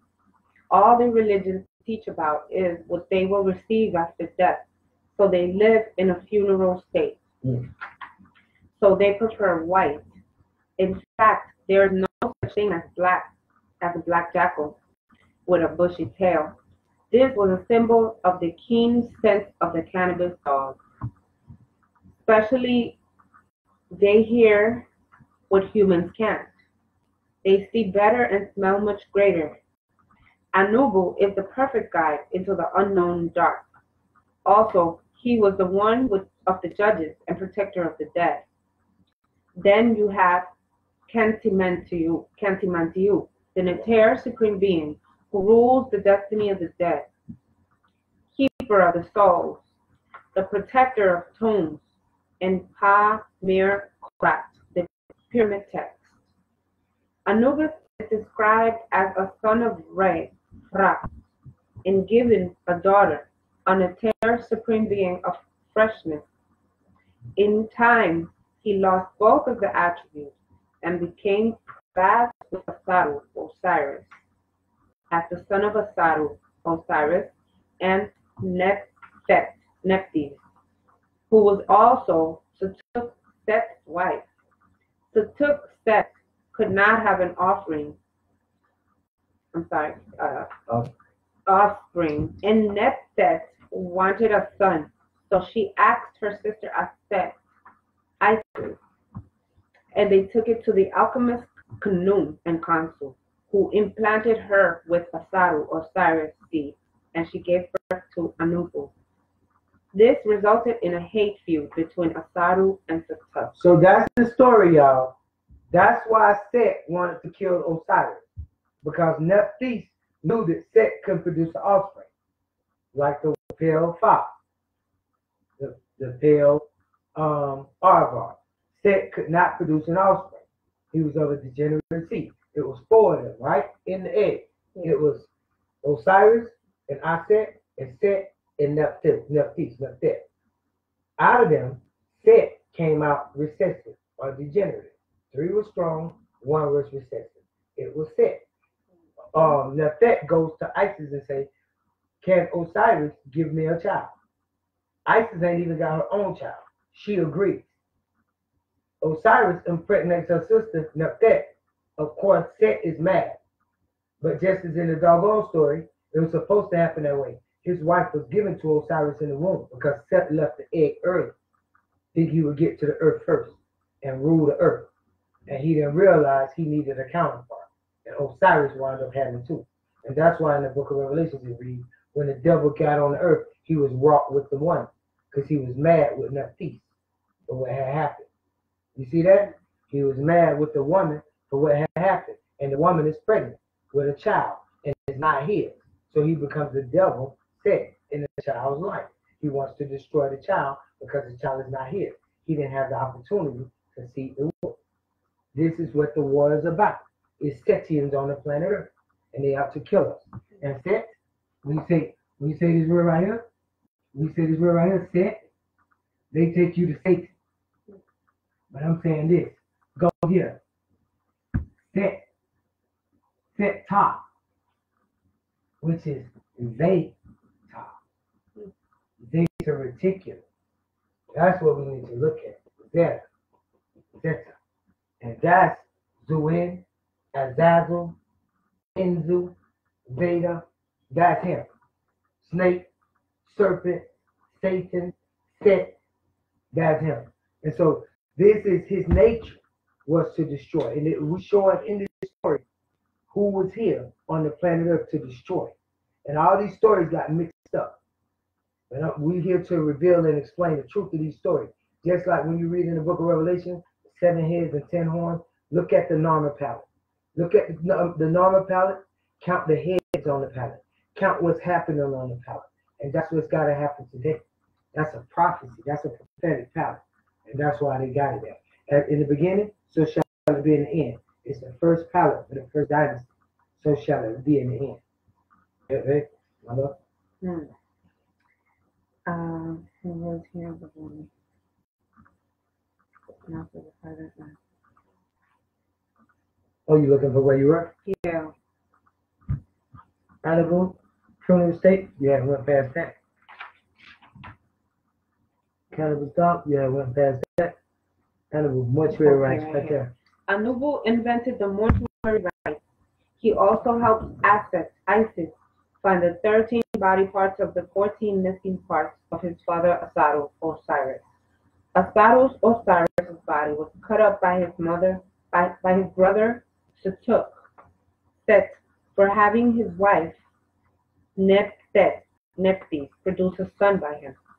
Anubis became known as the master of mummy wrapping. He led the dead to the judgment hall. So Anubis is the first son of Osiris. Anubis is the brother of Heru. Anubis is the stepson of Isis. You see this? He is the first son of Osiris. Anubis. While Osiris was alive. Go ahead.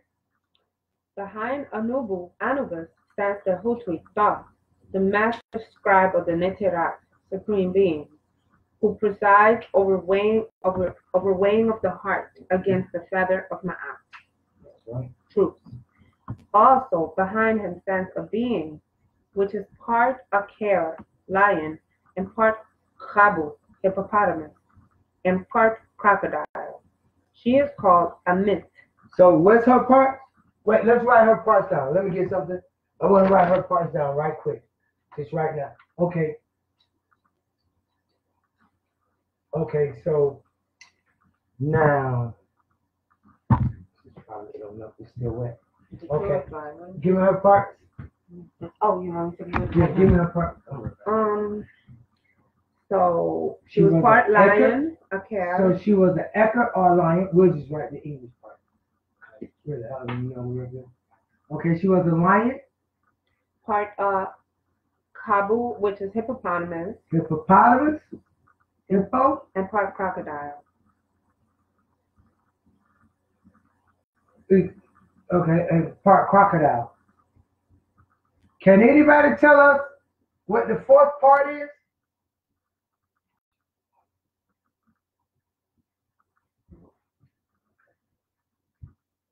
The fourth part is she was a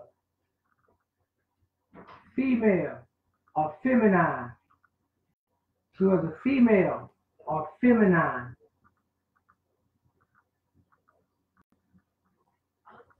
Feminine. So she was a female or feminine. So she was a feline. Feline. Female, feminine, feline, feline. Melanin. Melanin. Melanin. So she was that. A melanin, feline, feminine. Melanin, feline, feminine. Feline, female. Feline, female. A lion. She was a cat guy. She was female, lion, hippopotamus, and crocodile. She was 4, not 3. She was quantum. She was 4 beings in one. And you can hear the 4 beings everywhere you go. The 4 beasts, the four in everything you do. You coming, Mike? Yeah. Okay. So that's it. So that's the four. You want to drink some water first, please? I just did. Okay. I just did. That's for you. Thank you, love. So let's see. Here we go.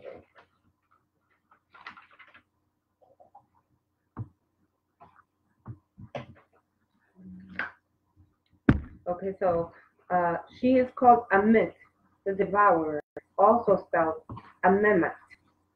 A-M-E-M-E-M-A-T. So her name is Amit, A-M-E-A-T. That means like a meat, like flesh, meat. Because when the heart falls off the scales, she's there to devour it. Who devours the unjust. Anubis is the master of the silent land, guide to the world of the western gate, where the sun sets, symbol of death. He was associated with the eye of Ra, when he needed to see in the dark of eternity. That's right. The original abode of all supreme beings. Anubis, the jackal-headed Neter supreme being, is called the Barker, or the Awakener, the messenger between this life and the state of being, between heaven and hell.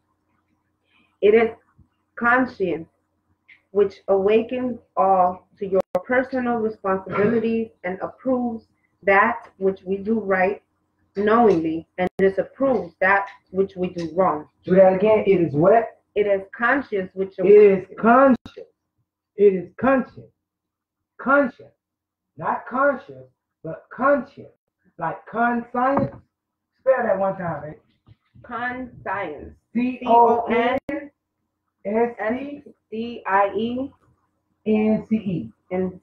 Conscience.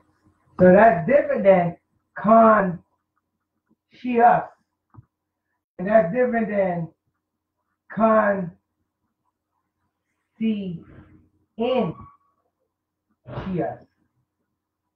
Right? Yeah. And then you have cognition. So then, now, but this conscience is what it does. What does that do? Now, this is very important. This is like the other statement we wrote, the other two we talked about.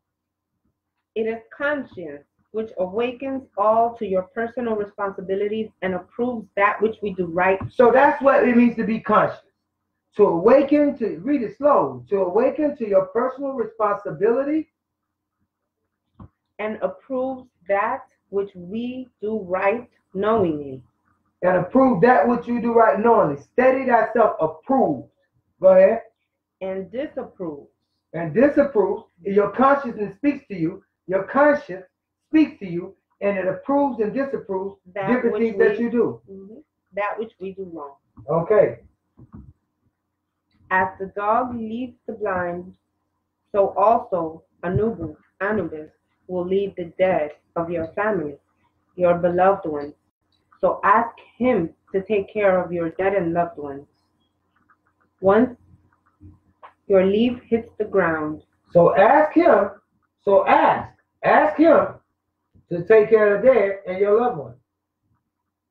Once your leaf hits the ground, it is he who picks it up and comes for your soul. He is also seen as a crouching black dog. At the very end, when all land is black, the sunbark of Re passes through the 12th hour division of night. And Duat, the 13th hour has come. So the 12th hour is what? 12th hour division of night. The 12th hour division, that's mathematics. The sky is 12 zodiacs, they say. So the 12th hour division of what they call the shadow hours, or they call night shadow hours. Okay, what else? And Duat. And the Duat. Okay, yeah, go ahead. And the 13th hour has come. The black rules the land. The 13th hour. That number 13 is very important. Remember we mentioned the letters M and N, and then the center to that, 13, from 13, from Z to A, 13 and 13. Go ahead. At eventide, sunset, the light goes down. When the Neter is Atum Re, Tum, he is old and very frail. 57 invocations are chanted to give him power to overcome the demons who are his enemies. 57. What number can we multiply times 3 and get 57? 19 times 3, 57. Sacred number 19. Go ahead. He then enters the western gate, through which the dead mortals' souls pass to be judged before Asaru Osiris. In front of him walks the proud black jackal Neter Supreme Being, with the red scarf of blood of life around his neck. This is the great Neter Supreme Being, Anubis, for he is the opener of it. And then we'll go to chapter 1. That's right. Okay. So to learn those secrets, to know that knowledge, to know what was spoken in the great black lodge of Waset with the great mother Renenet, to learn the teachings of the young school of Horus, to learn the teachings of the order of Ma'at. This is now your opportunity to understand the things that you did not understand before. And you ran forward with, knowing that religion was a sham, but you didn't see the truth of what you had been taught. Let us remind you of that. Let us help you reteach that. Anything else, Mother? That was the introduction, and Okay. now we've reached chapter 1. So if I think we'll take a break here, yeah, and then we'll do the stay tuned, and we'll come back and do chapter 1. That way, the video don't have to be that long. We don't run into a chapter and split in a chapter. Yeah. Yes, we're gonna read this whole entire book, and we're gonna split it into various Pieces. Yeah. So, And when you sure yet, and Bastet surprised me today, y'all, because I was planning on doing some other stuff, but she just decided right then and there, right when it came on, she would read the whole book. That's how it goes sometimes. right. Real life TV. This is my goddess right here. I do what she say. Mm-hmm. Peace in the Lamb is truly wonderful. You want to cut it off? Please, Yeah. Peace. Peace. Thank you for joining, and thank you for your donations and your support. That's right. Show me a pretty smile. That's right.